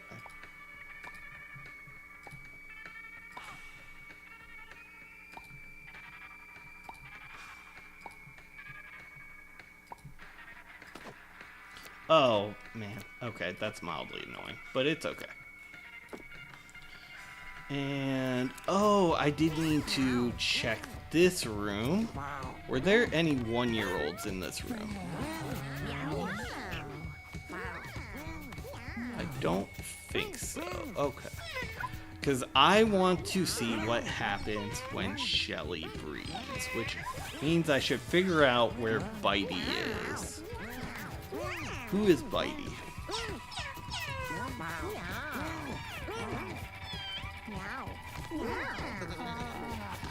Do I still have Bitey?